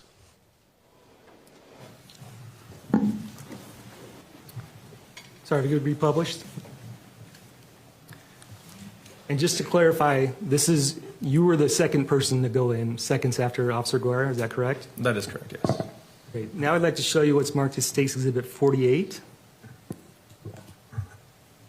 Recognize what that is? That is also my body cam. That is when we made contact, or when Officer Guerra made contact at the front door, and where I had positioned myself prior to us making contact. And you can see the date and time up in the corner. Correct, yes. Was that an accurate date and time? That is accurate. Of that incident? Yes.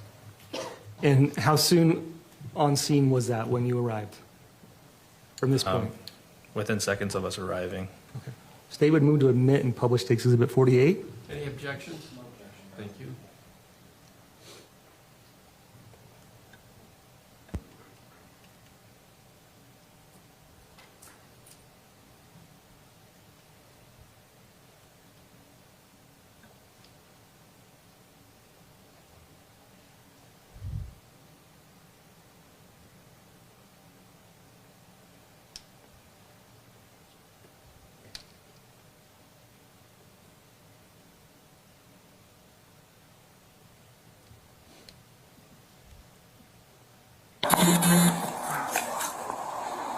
Get patient condition in there.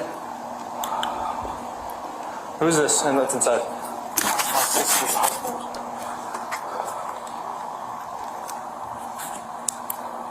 Hey, get a pulse.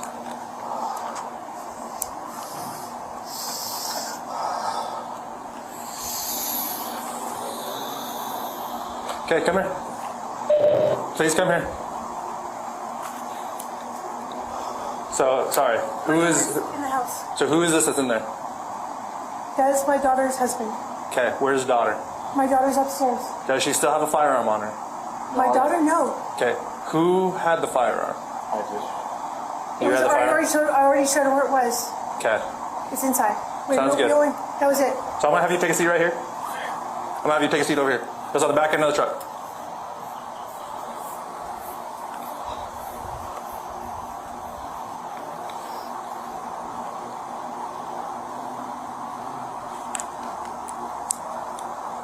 See some lights moving in the house still. Do we need to get a hold of one?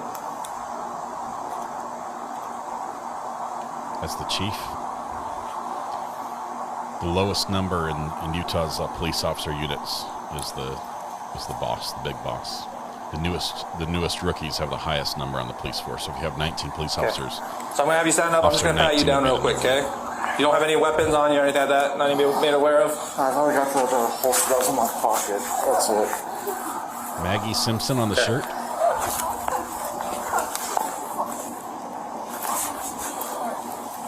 Or is that Lisa? Okay, take a seat. It's Lisa. I'm gonna have you stand up. I'm just gonna pat you down for weapons. Oh, yeah. Anything I need to be made aware of? Anything that'll poke in or stab me? No. Okay.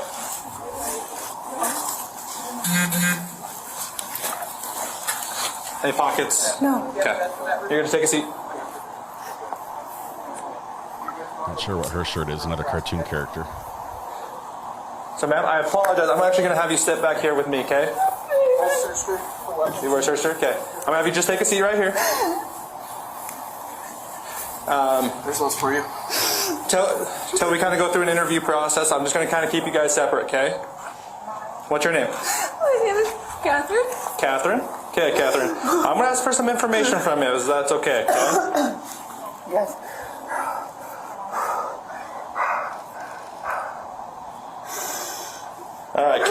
How do you spell your first name? K-A-T-H-R-Y-N. Last name? Restelli. R-E-S-T-E-L-L-I. Okay, what's your date of birth? December 15th, 1987. 1987? Okay. Just stay sitting right here, okay?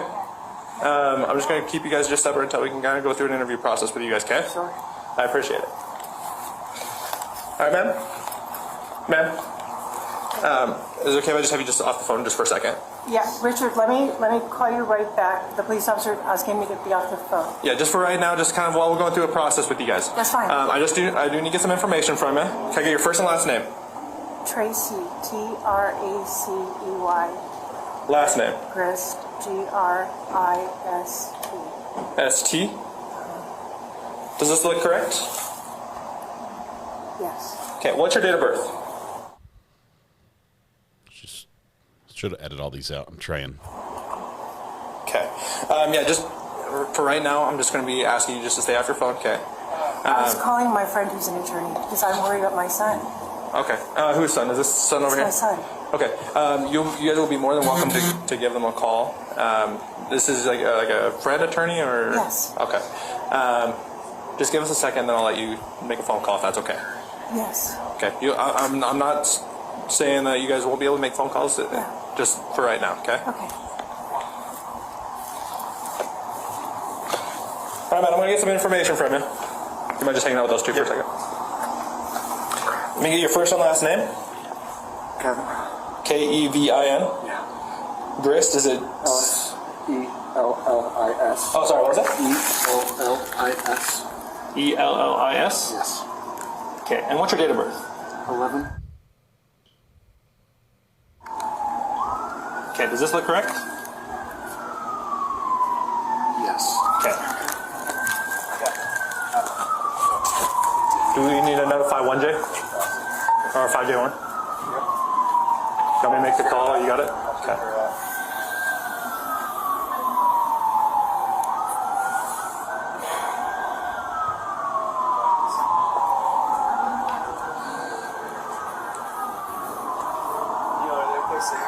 I want them all separated for now. I apologize. Until we go through an interview process, we want to keep everybody separated.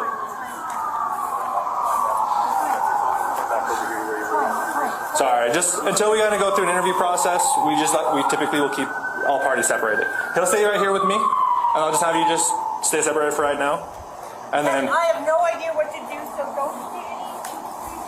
Hey, we need people not to talk to each other right now, okay? I know this is a hard situation, but we really need to be patient so we don't have to move you guys around, okay? All right? Huh? Okay.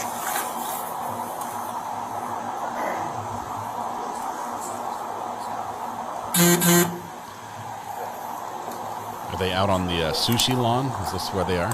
Kevin, is there anyone else in the house that we need to be aware of? There are kids upstairs. There are kids upstairs? There are kids upstairs.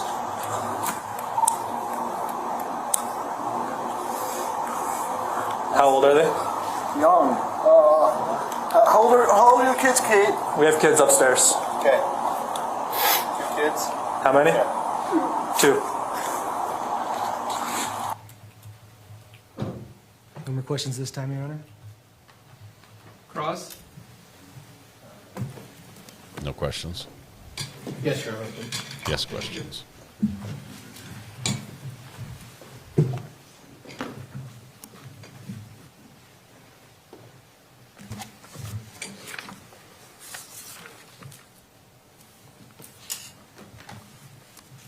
Those would be Altoids.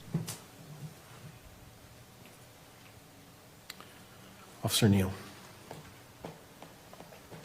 So you hadn't been an officer very long when this event took place, is that right? I had not, no. And, but you were following some protocol, weren't you? Yes, I was.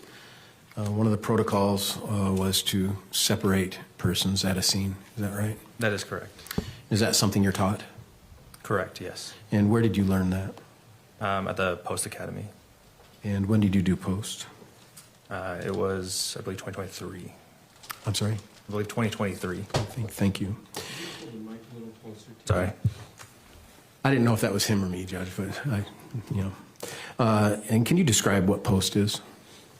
POST is state. It's monitored by the state to be able to train upcoming candidates to become officers, teaching them protocols, teaching them about the various laws, how to read law. It's like standardized basic training for conduct officers. yourself as an officer. Crime scene protection, all sorts of different trainings. Correct. Am I right on that? Yes. And probably some weapon training. Correct, yes. Just general law enforcement training. Correct. Right? What does POST stand for? I wouldn't be able to tell you. Police officer. Standardized training. Something. Does that sound right? Yeah. Yeah. And where did you do POST at? It was up in Sandy at the State Post Center. That's one of the more popular post sections, isn't it? It is. Went there for graduation. And as part of your investigation in this case, you separated the persons who were there, correct? Correct, yes. And you also had some interaction with law enforcement to assure that you were properly protecting the crime scene. Is that correct? Correct, yes. And then also you wrote a report. Is that right? I did, yes. And have you had an opportunity to review your report? Not today, no. Did you do it in the past few days in preparation for today's trial? I did, yes. Okay. And in your report, do you recall when you completed your report? Like the time? Yeah. I don't recall the exact time. Did you do it on a different day? Did you do it on that shift? Do you recall when you did that?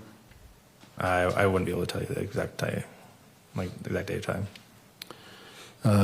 Do you have your report on you? I do not. May I approach a witness, Your Honor? Yes. Now you have your report. I cannot find my card reader. I need it.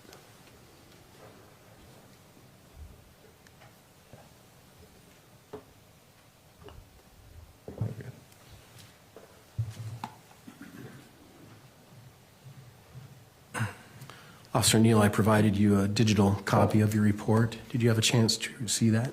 I did, yes. And did that refresh your memory as it relates to when you drafted your report on this case? Yes. And approximately when did you do that? It was later that night. It was... Or early in the morning. Like 3 a.m.? Correct. And so it wasn't that many hours after you were at the crime scene when you did your report. Is that accurate to say? That is correct. And is there a reason why you do reports near in time to an event that takes place? It's to try and make sure that we remember it as much as possible. Are you trained in post to do that? Yes. And are you explained why you should do it as soon as possible? Also correct, yes. And what is the reason they say you should write your reports as soon as possible? Just because the longer you go in between, you may forget details. So the longer time spans, the less you remember. The shorter time spans, the more you remember about an event. Correct. On this particular event, you had yourself, Officer Laycock, Officer Stimson, and Officer Guerrera, correct? That is correct. And were there more that came throughout the evening? Yes, there was. And on still shot 49, could we pull up 49? I think that's the right one.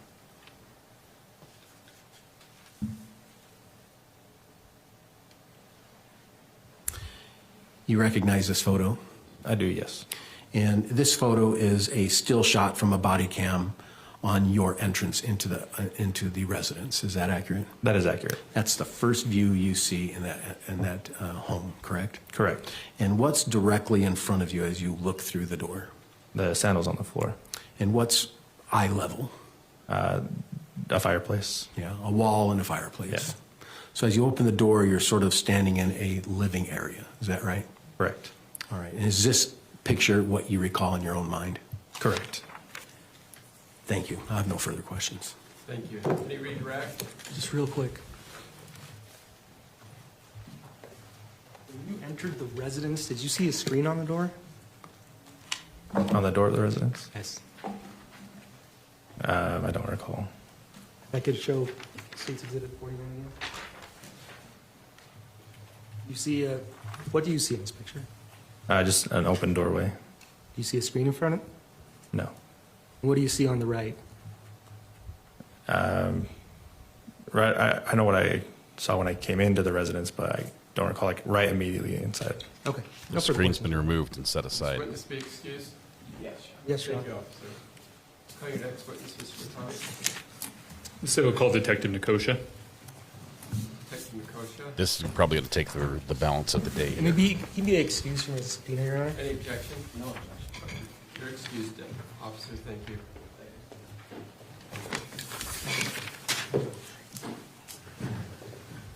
Switch. Detective, is it true that Diane did your job for you so you didn't have to do anything? Yes? Thank you. No further Officer questions. Nosha, if you come forward, I'll swear you in. Raise your right hand. You swear or affirm under the laws of the state of Utah on penalty of perjury that the testimony given this matter today will be true and correct, so help you God. Yes. Thank you. Please have a seat up there. Be a water bottle if you need it. Give the attorneys just a moment. They're having a quick conference and we'll get started on you. If the judge could just take his microphone, his gooseneck, and just bend it towards him a little bit. It doesn't even have to be much. We'd get so much better sounds than him down here. We just need to, somebody just tweak it. It would be good.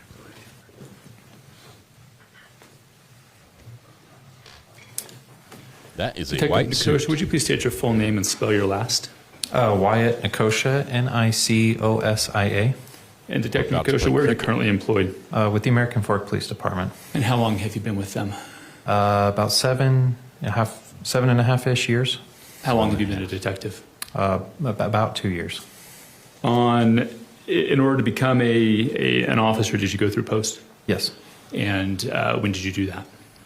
Probably 7 years ago. Yeah, 7-ish years ago. And did you do any sort of particularized training to become a detective? Just in and outs of patrol work. Yeah. More experience based. Yeah. Okay. What were your duties on July 12th of 2024? At the time, I was called out and was helped or asked to help with the investigation of this case. Okay. And what were your overall duties? Were you on patrol then? Were you a detective? I was in investigations. I was a detective. Okay. And what were you asked to do when you were called out on this case? I was told that an individual is going to be coming to the police department, and I was asked to interview that individual. Okay. Did you ever go to the scene? Later. Sorry, prior to that interview? No. Okay. And who did you meet with on the evening of the 12th? His name was Mr. Kevin Ellis. And did you conduct an interview with him? Yes. Did you record that interview with your body cam? Yes. Your Honor, at this time, the state would move to admit State's Exhibit 89, the interview with Kevin Ellis. 89? Yes. Thank you. Any objection? No, Your Honor. Thank you. So admitted? State would move to publish. So ordered.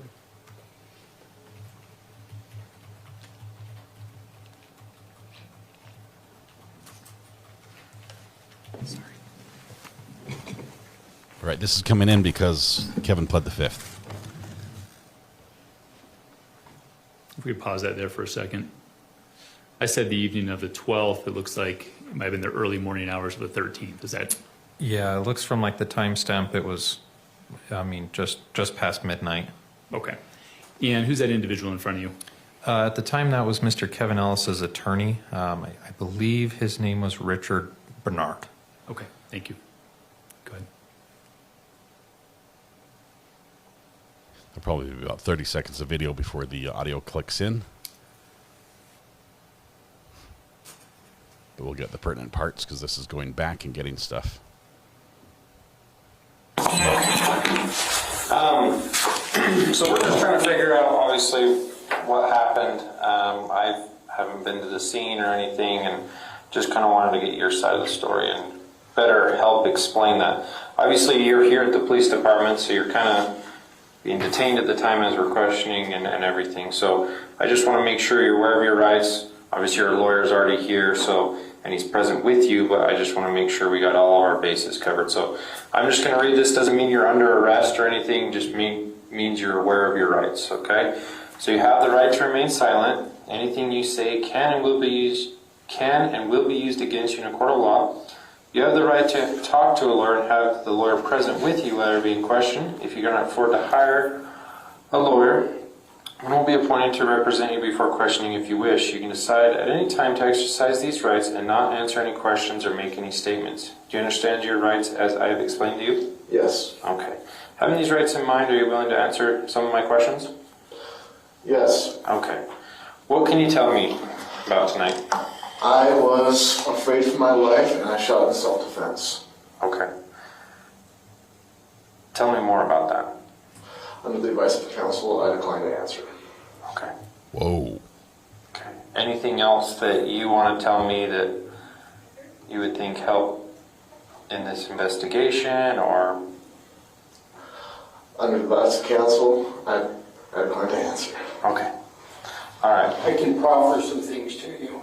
Okay. The victim was an armed intruder wielding a knife. There was a short distance from him when he shot. Okay. So just to clarify, he was an armed intruder with a knife. Entered the house without permission.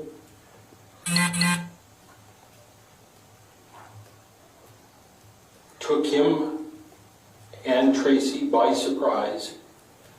Was clearly agitated. Was wielding a knife, and that's at the point at which he, and was to the wall, you said, was afraid for his life and shot in self-defense.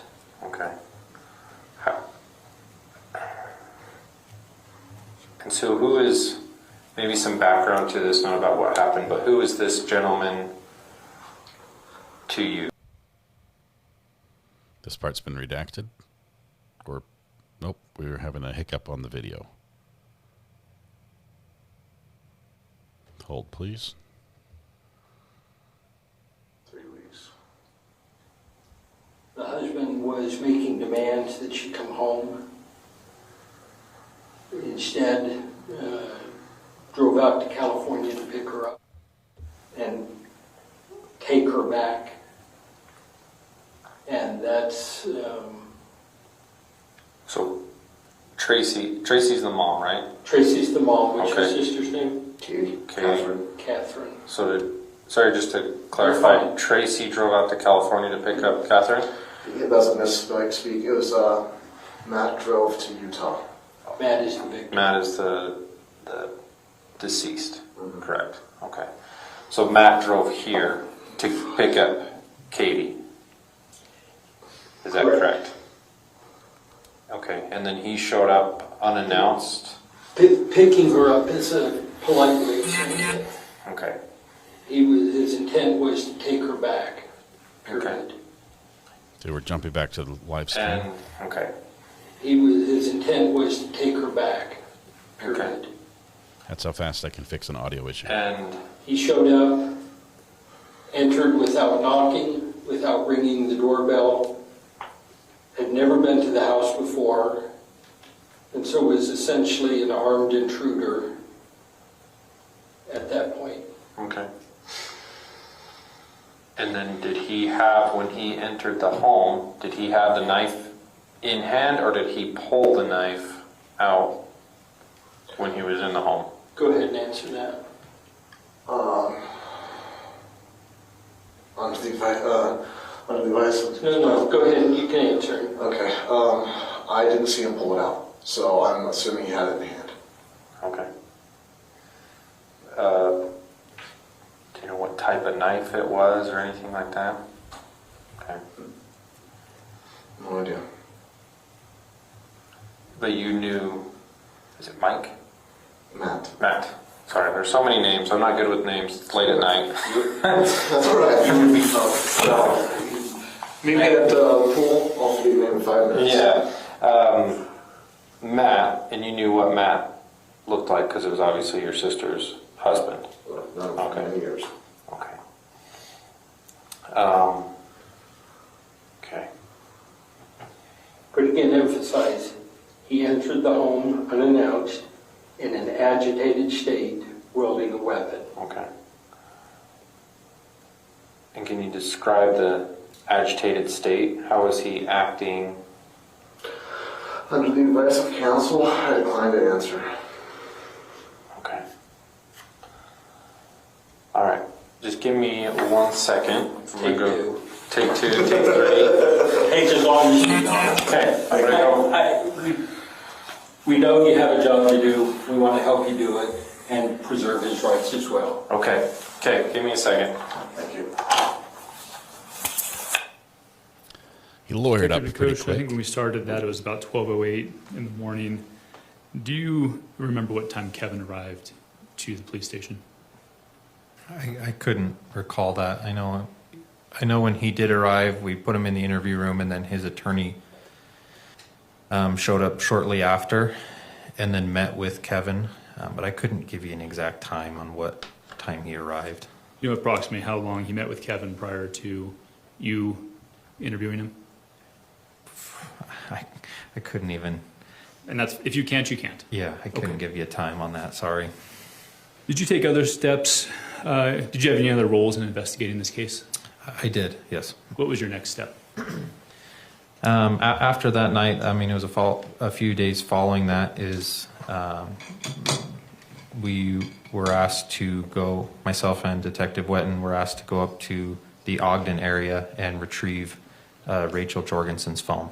And do you remember who Rachel Jorgensen is in relation to Kevin Ellis? That is his sister. Okay.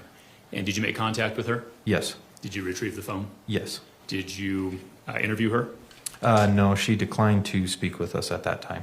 Okay, thank you. I'll pass the witness. I found my card reader.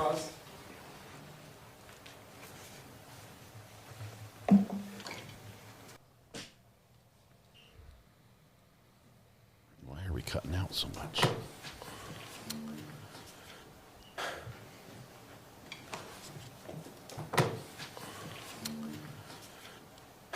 Just to be clear, Officer Nosha. Okay.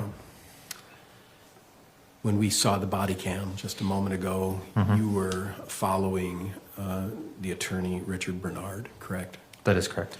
So had Mr. Bernard already met with Kevin at that point in time? I don't recall if he, I believe so. He had met with her, or sorry, him. But I don't know why or who he was talking to from there. Okay. And so you read him his Miranda rights? Correct. Is that something you learned at Post? Yes.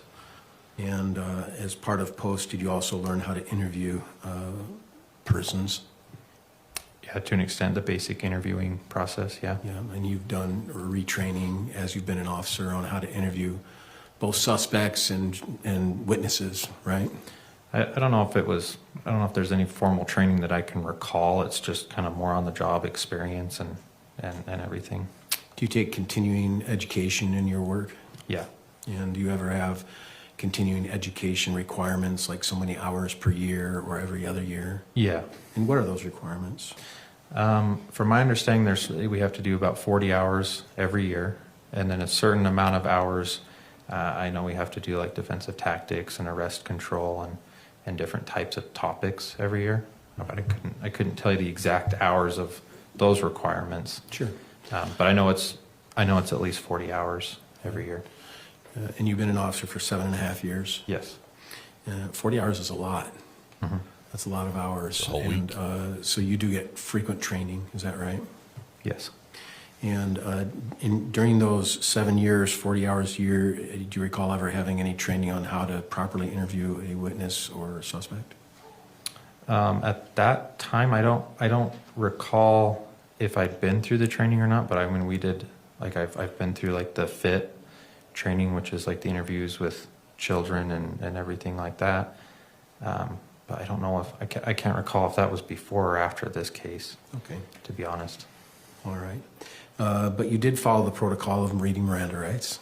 Yes. Right? And as part of your process in this, you also had an opportunity to write a report. Mm-hmm. And do you remember when you wrote the report on this case? I want to say it was that following morning. Okay. Like, I remember I didn't sleep. It was, we interviewed, and then early hours of the morning, I typed this up. At the end of the shift or close to the end? Yeah. Yeah. And is there a reason you didn't wait to write that report, like when you later had instructions from Officer Nordine or someone else? I know because Mr. Kevin Ellis was arrested that night, or that morning, I guess, we were informed by our supervisors that these reports needed to be completed as soon as possible, and so we could get everything submitted to the county attorney to not delay the process from there. Sure. In your training, are you told to write reports shortly after events?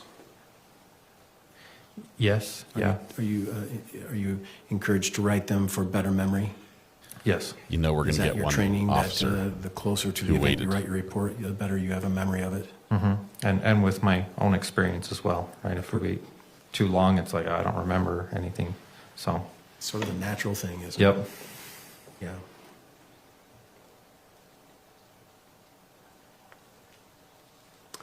And you obtained some while later a phone record of a family member of the involved parties of this case, right? That is correct, yeah. I have no further questions. Thank you. Thank you. Redirect.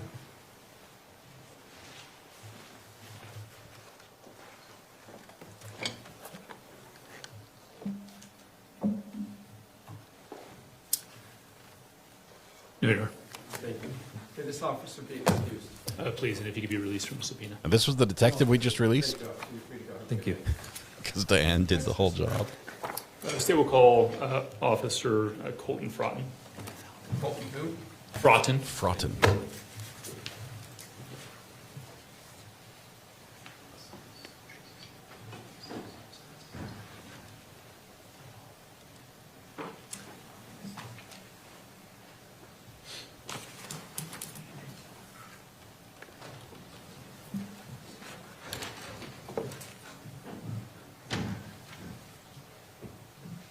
Raise your right hand, sir. I'll swear you in. Do you swear or affirm under the laws of the state of Utah on penalty of perjury that the testimony you give in this matter today will be true and correct, so help you God? Yes. Thank you. Please have a seat up there.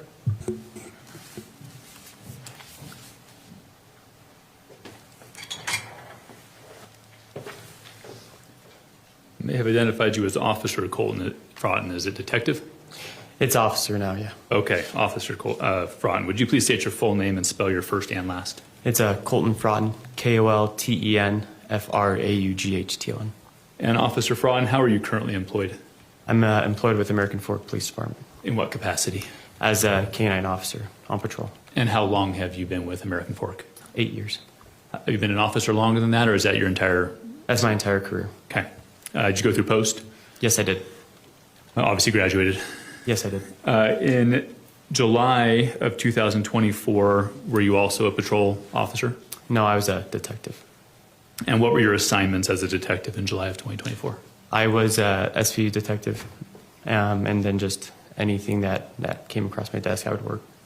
Okay, and SVU, what is that an acronym? Yes, it is. What's it an acronym for? Special Victims Unit. Okay, thank you.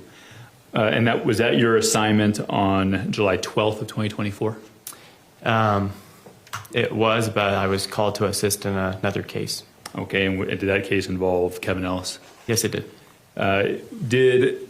What assignments did you receive on July 12th of 2024? I got a call pretty late at night, just to assist patrol in a case that they were working.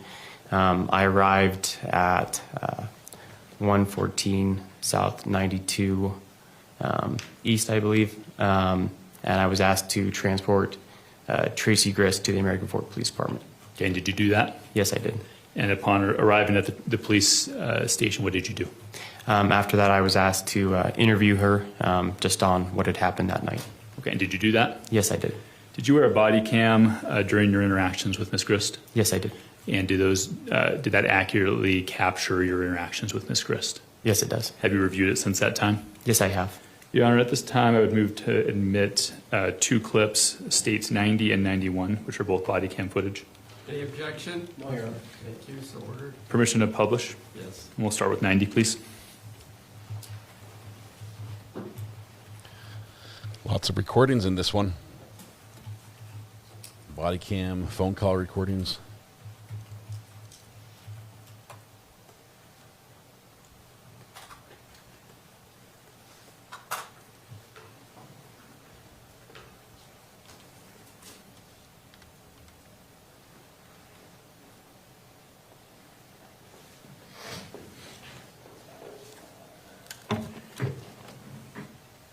My supervisor did tell me just for the meantime, did want us to take your phone just for right now.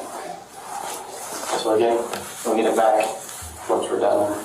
If you need to make a phone call, so we'll give it to you. So I know that you had mentioned that you may want to talk to a lawyer friend that you have. So let me just give you your rights again. Doesn't mean you're in trouble. Doesn't mean you're under arrest. Okay.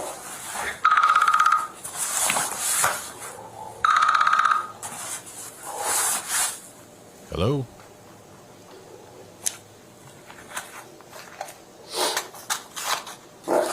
So you have the right to remain silent. Anything you say can or will be used against you in a court of law. You have the right to talk to a lawyer and have him or her present while you're being questioned. If you cannot afford to hire a lawyer, one will be appointed to represent you before any questioning if you wish. You can decide at any time to exercise these rights and not answer any questions or make any statements. Do you understand these rights? Yeah.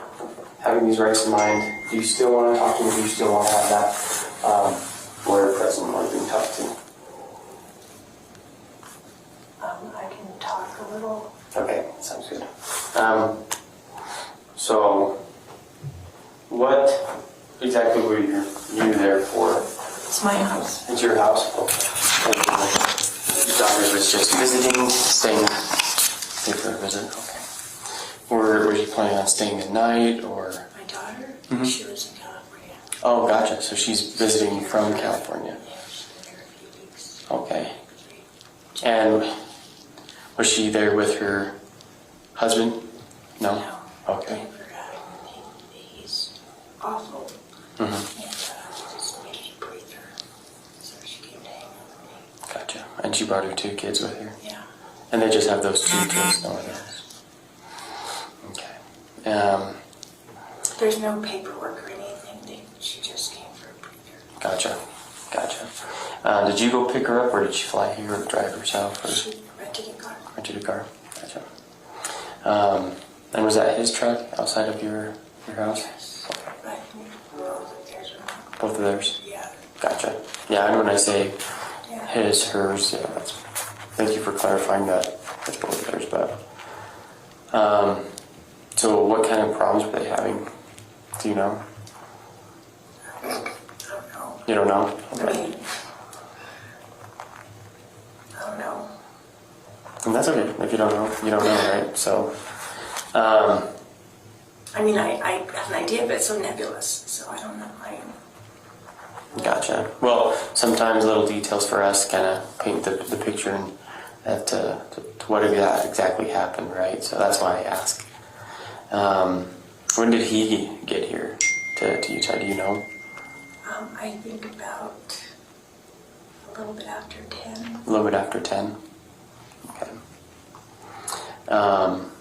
And did he call beforehand? Did he text? Did she know he was on his She knew way? he was coming. Okay. And she was going to talk with him. And I was in the kitchen, and the next thing I know, he was in the kitchen. He was like, hey, I'm like, oh, hi. Do you know if they had a conversation before? Or? I have no idea. Okay. Kind of walk through me what was happening when you were in the kitchen. He showed up, and then what happened? I was in the kitchen, and I was sitting on the counter, because I do that, it's in the corner. Mm-hmm. And he said hi, and then he walked into the other room, but he was acting different. Mm-hmm. What do you mean by he was acting He was different? just, how agitated. Mm-hmm. I would say agitated.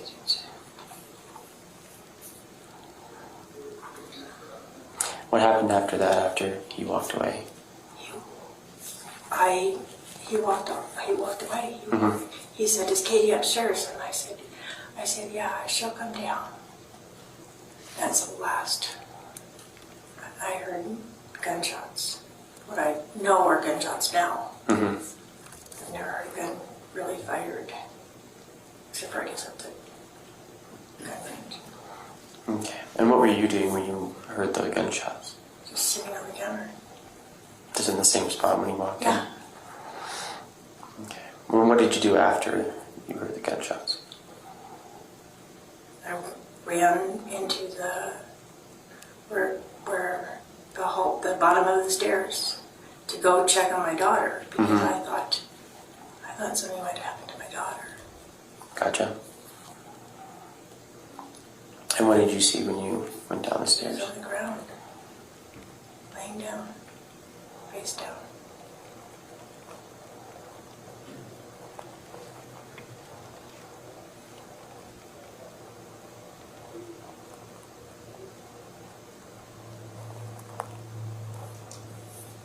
And then what happened?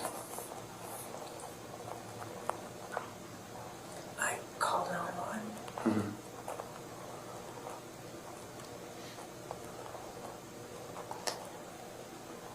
What was your daughter doing all when you came downstairs?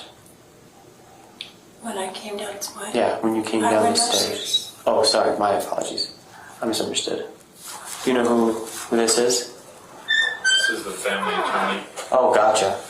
Hey, We're talk here for to you. Kevin. Talk to Kevin. Okay. Kevin. So, could you take him to Kevin, please? There you go. Is that the guy you were talking about? Yeah. Oh, perfect. There you go. He's here. Do you want him present? No. Okay, perfect. Sorry, when you had, I thought you was said that you went thinking on the main downstairs. floor. Gotcha. So you went upstairs to see her when you heard the gunshots. My apologies. I misunderstood you. Everything happened on the main floor. Mhm. I was in the kitchen, I went in the hallway, and then I went upstairs, and I just said, stay here, don't come downstairs. No matter what, don't come downstairs. And that was to? My daughter Katie. Okay. Because I didn't want her to see. Okay, I'm gonna just, because obviously I was confused somewhere, so I'm just gonna back up a little bit. Kind of run me through you sitting on the counter in your kitchen, hearing the gunshots, and then what happened after that. I went and looked in the hallway. Mm-hmm. Or I went to the bottom of the stairs, and that's the hallway. Mm-hmm. And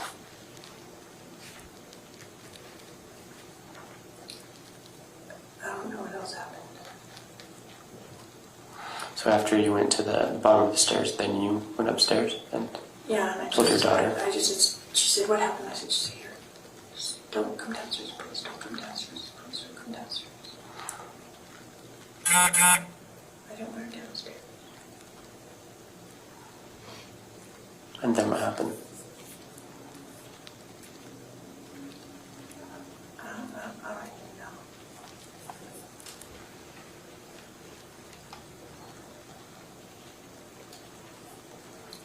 I don't even know. She's really quiet. I know I called 911. Mm-hmm. And they asked if I had to CPR, and I was just looking at him on the ground. And then the doorbell rang. Mm-hmm. Because I think the neighbor upstairs, Caitlin, heard a noise because she asked me if I was okay. So when I went to call, she said, is everything okay? So.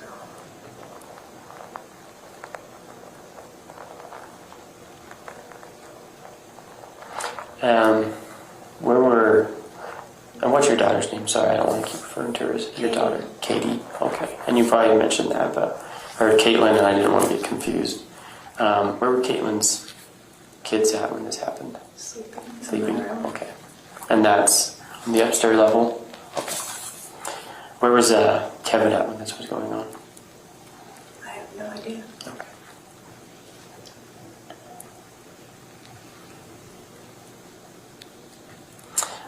Well, thank you for kind of letting me know on your side of things what was going on. So I'll step out, and if we have more questions for you, I'll let you know, okay? Okay, thanks.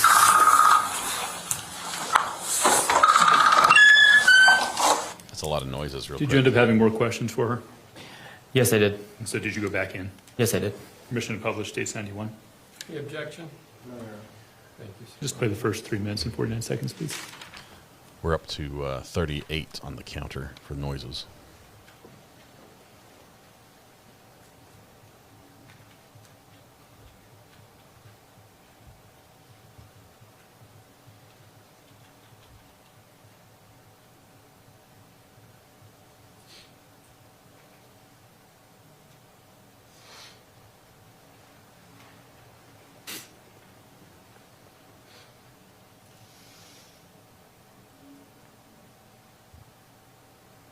Once again, the video starts right when he touches his body mic button. What time is it now? 1:44. On the 13th. Correct. You remember what time you ended your interview on the previous body cam? I did not. Okay. Now she has the attorney with her, is that correct? That's correct. All right. You going to play that?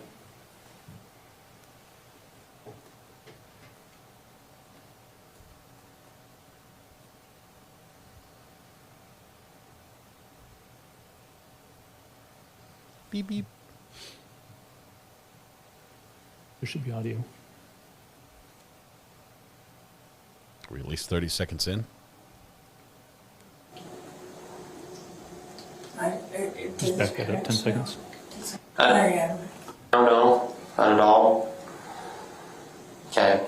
A little bit more, please. So in shock. I just wanted to kind of give you some time to kind of think. I know you were saying a lot of I don't knows and stuff like that, but is anything else kind of come to your mind right now? No? Not at all? Okay. I am so in shock. Like did his parents know? Did someone call his parents? I assume someone has at this point. I've only been here with you, to be honest, so all that information I don't even know myself. The only information I know is kind of what you've told me, and then that's about it. So. Or is Katie here too? I believe she is, and with her kids came with her, yeah, so they're not alone by themselves. Where's Rory? Rory went to Rachel's house. In Ogden? Uh-huh. Okay. I don't even know. Is that another one of the kids? Rory's my daughter, Rachel's my other daughter. Gotcha. Okay. So just to be like candid, I kind of feel like you do know a little bit more than you're letting on. Nope. Okay. It was, he appeared. And I was in the kitchen. And I guess I'm more talking about with kind of stuff with Kevin. With Kevin? Mm-hmm. Nope. Not at all? No idea where he was. No. Okay. Okay, well again, honestly, it's the best policy. I almost know nothing. Okay. She schools me on being honest. Well, good. We always need someone looking after each other, right? To be honest and forthright, right? So, and again, that's just kind of the vibe that I'm getting. So. And I've told her that the most important thing is to be honest and truthful, and we can decline to answer if we want to, and she will do that. But she's not, so far as I know, withholding anything. Gotcha. Okay. Well, I just wanted to come here and see if you did remember anything, because again, like I said, I know you were saying like a lot of I don't knows, and so I just wanted to see if you remembered anything else and talk you with a little bit, but nothing comes to mind at all. I interacted with Matt for like maybe 3 seconds. Mm-hmm.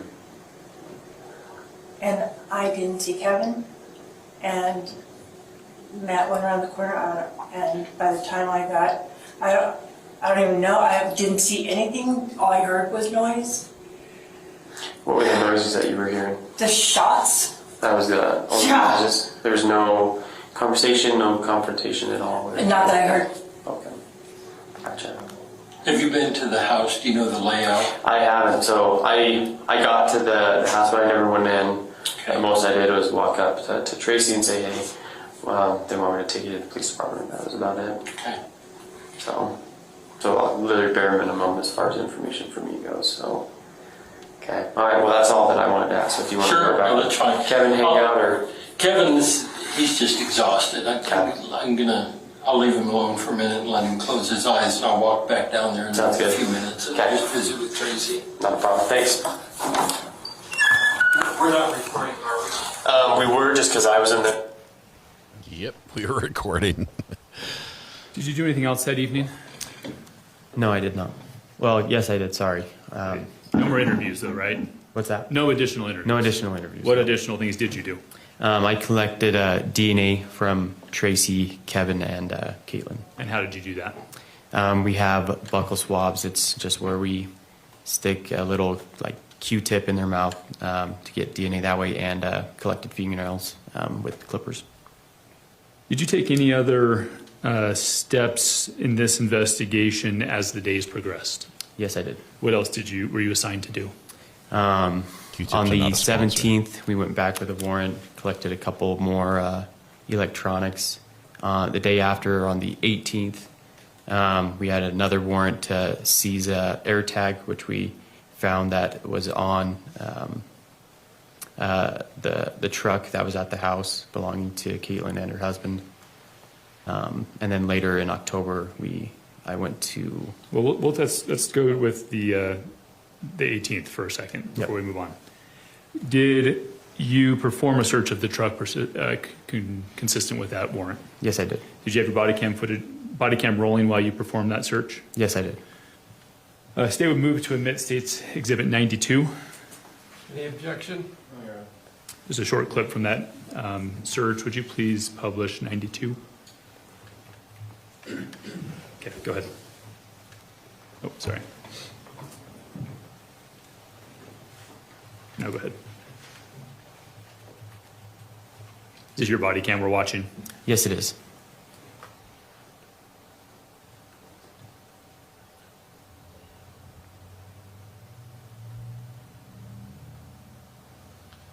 Who is that there with you? That is Detective Wetton. Thank you.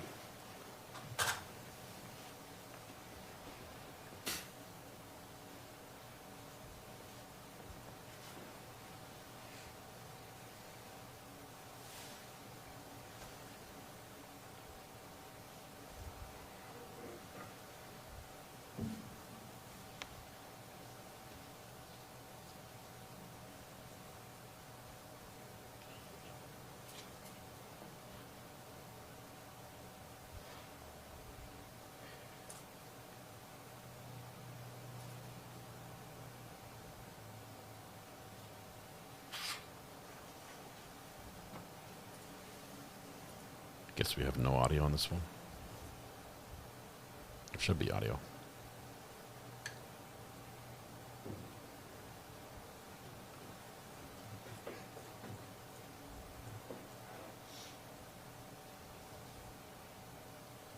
Pause it there for a second, please. What is that? What is the video depicting right now? That is me holding the AirTag. And where was it found? In a little, I don't know if it was a trash bin or just a container, a little felt container that they had in the truck. Okay, was it at the bottom of it? Yes, it was. Okay. Did that end your involvement for the initial arrest of Kevin Ellis? Yes. Did you eventually participate further in this investigation? Yes, I did. What additional steps did you take? In October, we received another warrant to arrest Tracey Grist. And anybody else? Not as far as I was concerned. No. You were only assigned to one warrant? Yes, I was. Okay, thanks. Pass the witness. Cross.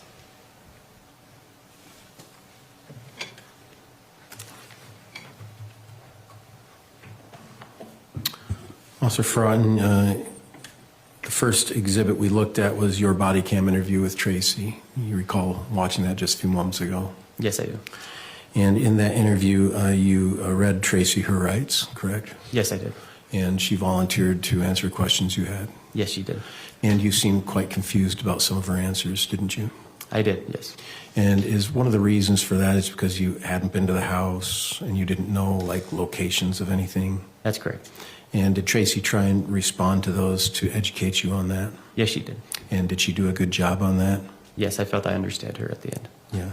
And so she gave you the layout and she gave you what she did. Is that accurate? Yes. And you still had further questions and she was willing to answer those. Is that correct? That's correct. The second interview on your body cam, her attorney was present, right? That's correct. And she offered to speak with her attorney present, didn't she? Yes, she did. And the first thing you said to her virtually was that you felt she was holding things back, right? That's correct. Is that because you didn't understand?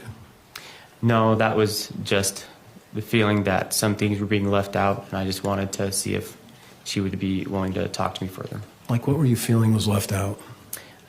Just, again, a lot of her answers just were, I don't know, that she couldn't remember, so I was hoping that the time frame given could help her jog her memory, or just that the feeling I was getting from her was that she was leaving some information out. Like what? Just kind of what I was talking about, like what was happening with Kevin, where he was at, and why. Over there. Yeah. Here. Well, So I'm engaging you in examination? That's right? correct. So I'm just addressing the jury, so. Okay. I'll go over you. Whoa. Why are you looking at the jury? I'm talking to you. Officer, have you been trained how to testify in court? I would say I've probably been to maybe one, maybe two. Officer, have you been trained how to testify in court? Like I said, I've been to probably 1 or 2 trainings. Okay. And you keep avoiding my eye contact, and you keep making contact with the jury. And is that something you're trained to do? Yeah, when the trainings that I've gone to say to address the jury when asked questions. And why is that? That's just what they tell you to do. So they tell you not to address the person who you're engaging with a conversation. I'm going to object to relevance. Mm-hmm. Sustained. I think it's relevant. But it's not. But I think you kind of beat that horse to death. You beat the horse to I'll let death. the horse go then, Judge. It's dead, sir. Officer, my client is Tracey Grist. You understand that, right? Yes, I do. She cooperated with you when she was interviewed with you, correct? Yes, she did. When you collected the air tag, you found it from a canvas bag that was in the truck, right? That's correct. And then when you arrested Tracey, did she cooperate with you? Did she run? Did she flee? Did she try to do anything like that? When we I'm sorry, opened did she the door, run? Did she flee? That's what I'm getting to. When we opened the door, she did run up the stairs and she was told to stop. So she was going upstairs? That's correct. Okay. Was there an exit upstairs? Not that I'm aware, no. Okay. And was Kate living at that house at the same time? It was at a different apartment in, I believe, Salt Lake County. Okay.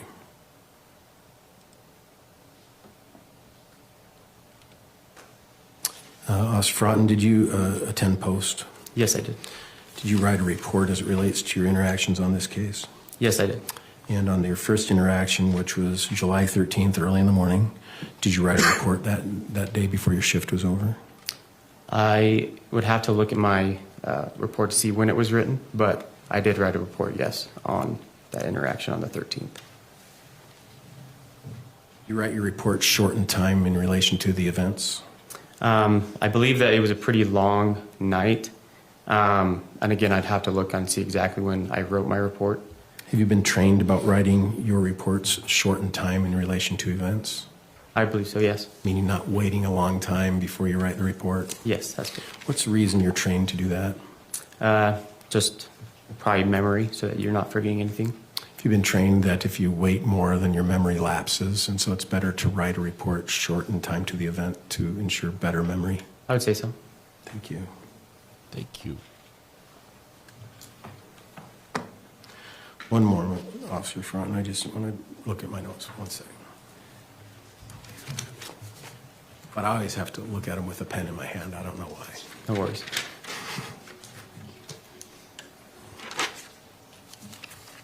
And you've been an officer 8 years? That's correct. Maybe Megan. He has his moments, this guy. He's quickly becoming Ramos Day 1.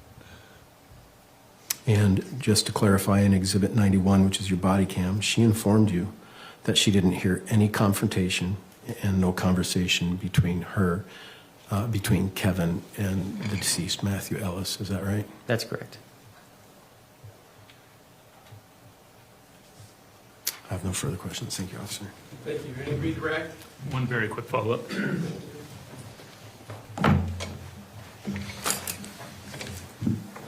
When writing your report, do you have any tools available to you to refresh your memory? Yes, I do. What are those? I have access to my body cam to review what I had discussed and talked with her about. Okay, thank you. That'd be great. Recross? No, Your Honor, thanks. And this officer be excused from his subpoena. Please. Yes. Thank you, officer. Thank you, Your Honor. 4 o'clock in Utah. The state calls Sergeant Falmina. Thank you. Burning through the witnesses today. It's been a spicy day, too.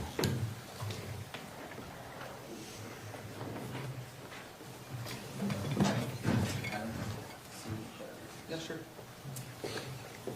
AirTags are Bluetooth. They operate in a way that doesn't require them to be paired to the phones that they operate through. So it basically uses surrounding people's devices to check in. So somebody just passing by your AirTag could allow it to identify where it's at. Raise your right hand, I'll swear you in. You swear or affirm under the laws of the state of Utah, taking perjury that the testimony given this matter is fair, but true, Christ, Son of God. Yes. Good. Please have a seat up there.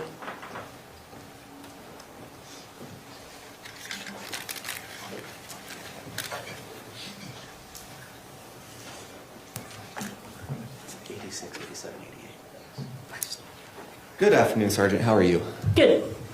Would you please introduce yourself to the jury by telling them your name and where you're employed? Yes, my name is Jen Famwina, and I'm employed with the Utah Department of Public Safety. Would you mind spelling your last name for the record? Yes, of course. It is spelled F-A-U-M-U-I-N-A. How long have you been a law enforcement officer? I've been an officer now for 13 years. And what degrees do you hold? I hold a bachelor's degree as well as a master's degree from Weber State University. Okay. And what is your job title? Yeah. My job title is I am a sergeant within our State Bureau of Investigation. And if I call State Bureau of Investigation SBI, are we good with that term? Yes. Okay. What is your role at SBI? What do you do? Yeah, so I supervise a team. We oversee threats, but some of the things I do, I also oversee our evidence response team as well as our 3D scanning team.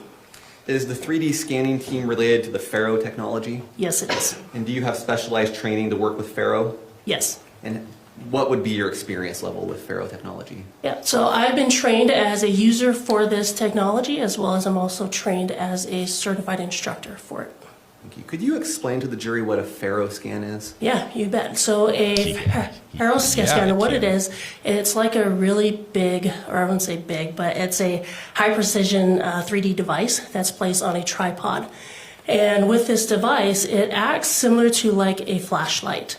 So when you have a flashlight, you know, it's gonna illuminate things, but with this scanner instead, what it's doing, it's actually capturing what it can see, but it can only capture whatever it's what is in their line of sight. And so once it captures all that, it's then able to create basically a 3D digital version of the scene. But however, like I said, it's only within the line of sight. So for example, if we were to capture this courtroom here, what we'll do is that we'll actually move that scanner to other areas within this courtroom, so that it can capture things that were not, I guess, were out of view or were blocked in some way from other locations. And with the points or with what it's capturing, it is then able to be combined together to create this final product, or what we like to call a 3D digital version of the scene, so that it allows others to see it as well as view it as it existed at the time it was captured. Okay, so to summarize, it's essentially a scanner that uses light to scan a 3D space, creates a data set that you can then use to create a digital replica in 3D of the scene at the time that it was scanned. Yes. Okay. I want to direct your attention to the night of July 12th, possibly the early morning of July 13th. Was SBI asked to assist American Fork PD on that day? Yes, they were. Specifically, were they asked to assist with performing one of these Pharaoh scans? Yes. Did officers go out and use a Pharaoh scanner to scan the scene? Yes, they did. And was a digital replica created thereafter? Yes. And who created that digital replica? I did.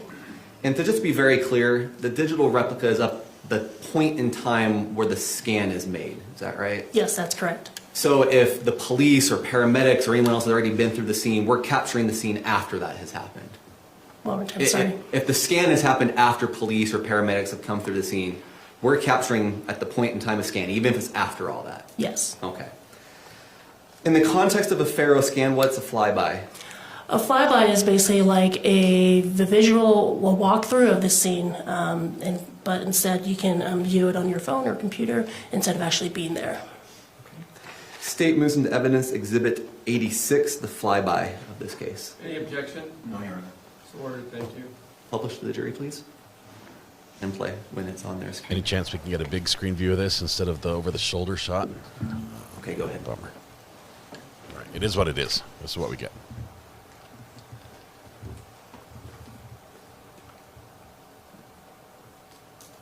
It's like a drone view.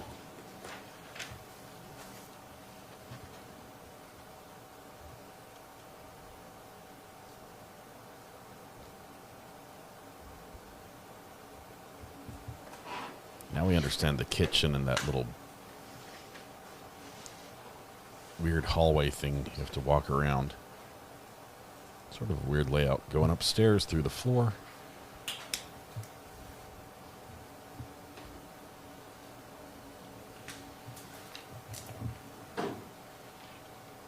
Okay, now we're just zoomed too far out. We can't see anything.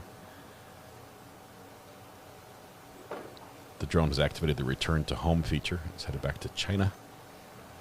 I had a drone that did that once. Sad day.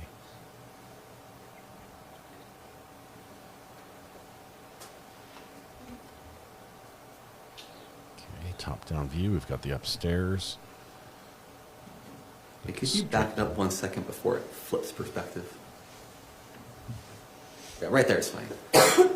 Sergeant Falmina, we see some yellow triangles with numbers. What are those? Those are digital evidence markers that were superimposed into the 3D version you see here that was superimposed over the physical evidence markers on scene. And is that just to make the evidence markers more visible on the digital replica? Yes. And I see a black box here. What is that? That black box is just, it's covering the decedent. It's essentially a redaction where the body is. Yes. Okay. And lastly, we see some parts on this scan that don't have color, don't have, a visual indicator. It basically looks like it's missing. Is that because the Pharaoh scan, as you mentioned, only can scan what it sees? And Yes. that's just a missing part where it didn't capture something? Yes. Okay. We can take that down. In the context of a Pharaoh scan, what's an aerial view? An aerial view is almost like, it's similar to a walkthrough as well. It's just a top view of the scene. Did you create any aerial views in this case? Yes, I did. Did you create an aerial view out in the street area and then an aerial view in the house area? Yes. Your Honor, the state moves into evidence exhibits 87 and 88. Any objection? No, Your Honor. Thank you, so ordered. Please publish 87.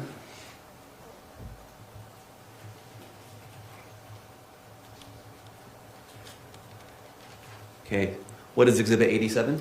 This is the top view of the residence as well as the street view. Okay. And then please move to 88.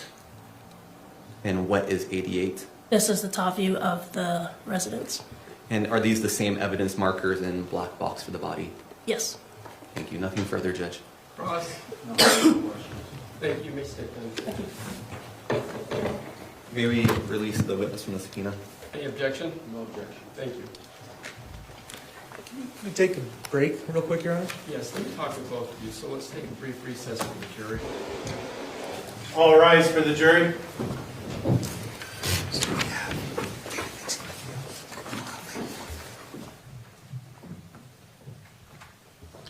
All right, as we go to a break, we're burning through the pictures. You have to also picture me running along the ground, waving my controller in the sky, pushing buttons, trying to get it to relink up. It's all part of the same scenario. Thank you. Please be seated. Can I see two of you up here? Just any two, random two, for just random corporal punishment up at the judges at the sidebar. That white suit is, it looks like he's about to play cricket. Looks like he's about to do a little bowling there. Lawn bowling. Well, that's the part we don't say out loud. Yes. Amazing day, amazing interesting day. I just posted on Twitter. I just posted just a clip. The entire clip is 39 minutes of the phone call between Diane and Tracey and Katie. Unbelievable. I've never seen a phone call like that come in. I mean, we get little clips now and then, but this phone call with, a grieving mother who just in the last 2 days found out her son had been murdered, had been shot and killed. I don't think she knew it was murder at the time, but I think she had her suspicions. And she puts it all together during that phone call while talking to the people who the state accuses of masterminding the whole thing and organizing this. It was unbelievable. Amazing power that Diane had to stay composed and put the piece together and have the presence of mind to record it, because now it's preserved for posterity and it gets to be used against Tracey in her trial. There was a better video of Pharaoh and Kevin's trial. I think we had a better view of it. We might have to see if we can pull that. She figured out this case, and it just didn't add up. Like, as soon as she heard it, it didn't add up. And maybe it was probably in their voice, right? I'm so sorry to tell you this, Kevin's, not Kevin, Kevin shot him. Your son's dead. Yeah, Matt's dead. Yep. So while we're on the phone, just figured I would ask you if you're going to pay for the funeral or something, because, there's that. It was the most bizarre. I'm sort of taking it out of context and stretching the truth there, but the tone was just wrong from the get-go. I am so sad. You are? How would anyone else know if you were? Because you're not showing any other signs.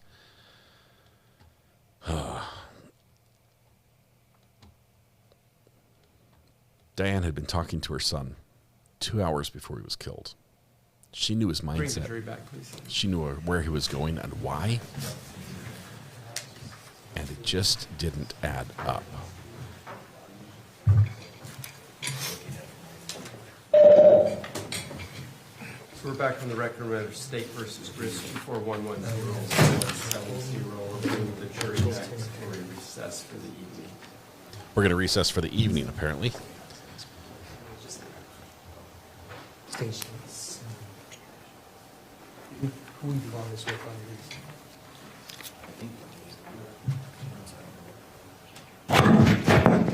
these? Judge, For the jury. let go of the mic. That's mic abuse. And we have to count it. You know that.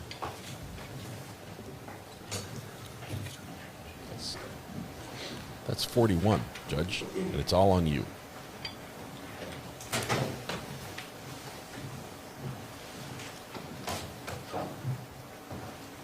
Thank you. Please be seated. Ladies and gentlemen of the jury, I have some announcements and some directions for tomorrow and this evening. We're ahead of schedule. That's always a good thing. Yes. So we're going to recess for the evening. I'm going to let you go home. We're going to start tomorrow at 9 a.m. for a couple of reasons. One, we're supposed to have bad weather tomorrow. You know how we are in Utah. When we get bad weather, the first time everybody drives like they've never seen snow before. So if we start at 9, we'll have a sunny, beautiful day. If we start at 8:30, it'll be a blizzard. So we're going to shoot for 9 and have it be sunny. Also tomorrow, we're going to have an extra hearing. I think we've got an extra trial going on, and just it's going to be a very crowded courtroom or courthouse tomorrow. There's going to be extra security, maybe extra media present. Please keep in mind my admonition and directions about talking about the case. What's happening tomorrow? Doing research about the case, or forming an opinion about the case, especially tomorrow where it may be a very busy courthouse. If anybody approaches you to talk to you about anything, please tell them no, and then inform one of my bailiffs or my judicial assistant immediately. They'll be promptly executed. This admonition is critical for everybody, so please follow through with that. We'll see you at 9 a.m. in the morning, and we'll be in recess for the evening. All rise for the jury. 9 a.m. Mountain Time is 11 a.m. Eastern, 10 a.m. Central, 8 a.m. Pacific, and for Hawaii time, you're just going to sleep through it anyway, so I don't even bother. Deputies already on their way. Tyler Robinson tomorrow in this courthouse. All right, before we formally recess inside the courtroom, anything that the state needs to address the court No, Your Honor. or put on the record? No. Mr. Facemeyer? No, Your Honor. All right, we'll attempt to see if we can get that second TV back. We can't promise anything, but we'll do our best. Okay, that's why we All right, had that in no. mind, then, ladies and gentlemen, we're in recess for the evening. Thank All you. right. We had no big TV because of that. Somebody had stolen it. Someone stole the TV out of the courthouse, and we don't have it anymore. What a day! You don't mention Europe time zones because I don't know what it'd be like midnight for y'all, or whatever. I don't know, like 6 hours more difference. I cracked the Central Time code. I learned. Who says an old dog can't learn new tricks? Sydney time. I'm sorry, I cannot help you there. I think Sydney time is basically switch the AM to PM or PM to AM, and then you're right on. I think that's how it is. Grab some dinner and a cat nap. You're on in less than 2. We do have a podcast right here on this channel at 8 o'clock. We can portal over to it. We'd love for you to join us. This is a fun little podcast. I'm going to be eating something that I've never had before. Maybe 3 things I've never had before. So I take the risk so you don't have to. If I find something good, I'll let you know, and then you can go out and try it. But I've got a couple things to try. I'm not sure if Thomas has found anything he wants to eat on the podcast, but food features prominently in the Not Relevant podcast on Thursday nights. 8 p.m. right here on this channel. Join us. It'll be a lot of fun. Recapping the day really quickly, we had a lot of officers who gave us body cam footage, just basic accounts of how things went down as soon as they arrived, how people were taken out of the house, separated, how they were identified, how we got their stories, what they did immediately, which basically is the same thing. Everyone sort of clammed up for the most part, lawyered up, especially Kevin, at his mom's insistence, who shouted it across the yard after being told not to talk to anyone else. Kevin, I don't know what's going on. Don't say anything. And then she was told to shut up, but he didn't say anything, and under advice of counsel, refused to answer just about every question that was posed to him later on in questioning. I'll mail you the catfish I catch tonight. I don't think the Postal Service will appreciate that, Josh. I'm not sure if they're big fans of fish in the post. I know I'm not, at least not on the receiving end. At the beginning, when we started 110 years ago? I remember that, Laura. It was a wonderful time. All right. Anyway, the most impactful testimony we had today was the first witness of the day, which was Diane Restelli. That is the mother of the victim in this trial. It's Matthew's mom. She got a phone call, I don't know, 8 o'clock in the morning or so, 8 hours or so after this all went down, and was informed by Tracey, Matt's dead. She got her son over and made 2 calls back over the next 2 days to Tracey and Kate, and just had some questions, saying, tell me what you know, what happened. And just through those 2 phone calls, she sniffed it all out. She figured out what was going on. She even used the terms, this was a setup. It looks like a setup. She couldn't understand why Kevin had a gun, why he was waiting in the front room, why he got shot instead of let into the house when everyone knew he was coming, and everyone had been calling, and it just didn't add up. And she called them out on it directly, even to the point where they hung up on her because they knew that she was on to her. So that phone call is clipped on Twitter. If you want to just go there, I've got it out there, and a few people have reposted it. Thank you for that. It's 39 minutes long, and if there's nothing else you watch from this trial today, watch that. Watch that bit, because, oh my goodness, Diane, what an amazing mom. In grief, in mourning, her soul is crushed, finding out that her son was not just died, but drove up to pick up his family and was shot to death in the in-laws' home. And then she has the courage to make the call and just ask questions and keep asking questions and record the calls. Just amazing. And the way she figures this out and asks the questions that need to be answered, and sees where the story just doesn't make sense, where it starts cracking and falling apart. It is unbelievable. It is some of the best detective work we've seen from someone who is not a detective. So well worth that. All right. Anything else? Kate is in custody, yes. The parole board determines how long she's going to serve. Everyone quickly hit the like button before we go. If we can somehow get to 825 or more, I'll gift 10 memberships, says Josh. So we have enough people here to make that happen. Josh can gift some memberships. If not for you, even if you are a membership, do it for somebody else. Do it for someone in gray. That would be absolutely wonderful. I also need you to sort of stall while I'm making the portal to the podcast tonight. Live stream right there.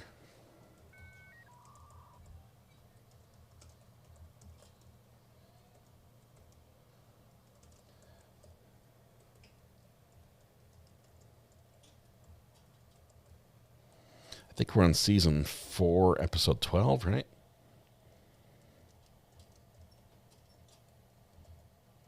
I think so. If not, we'll change it. But it's going to start at 8, scheduled for later, 8 p.m. Eastern Time. We'll upload a thumbnail. Well, I'll fix the thumbnail later. I've got the wrong one here. No, it's 13. I think we're on 13. I missed a buffer sound. Hang on one second. Check message from Bug.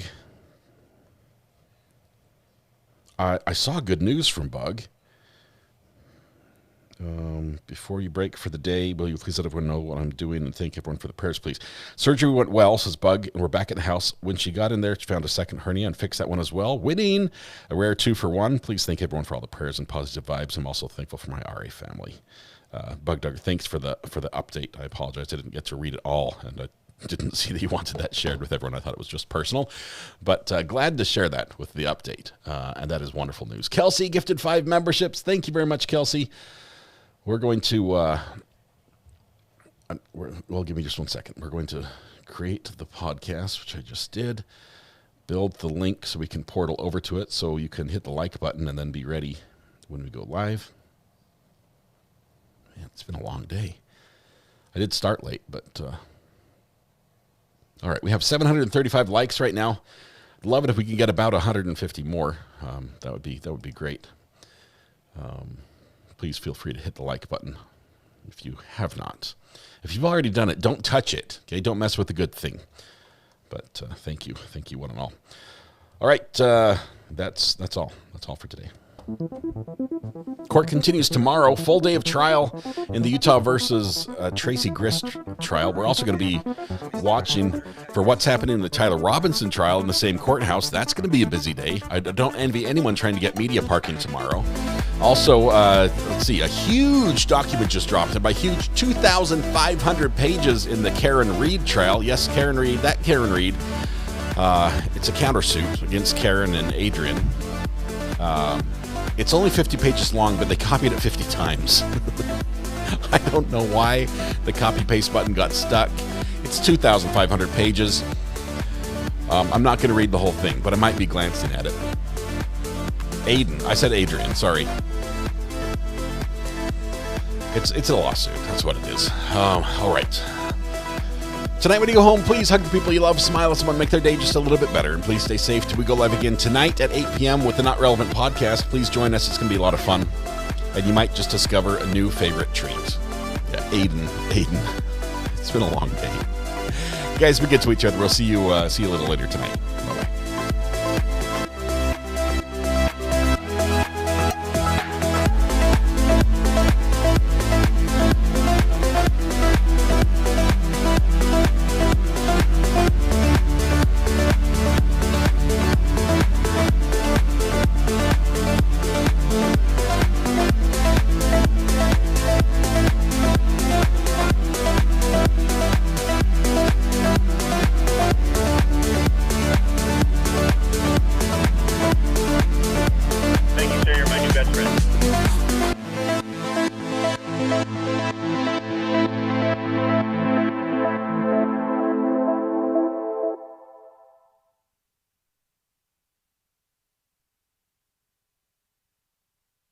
It's bigger than you. It's bigger than me.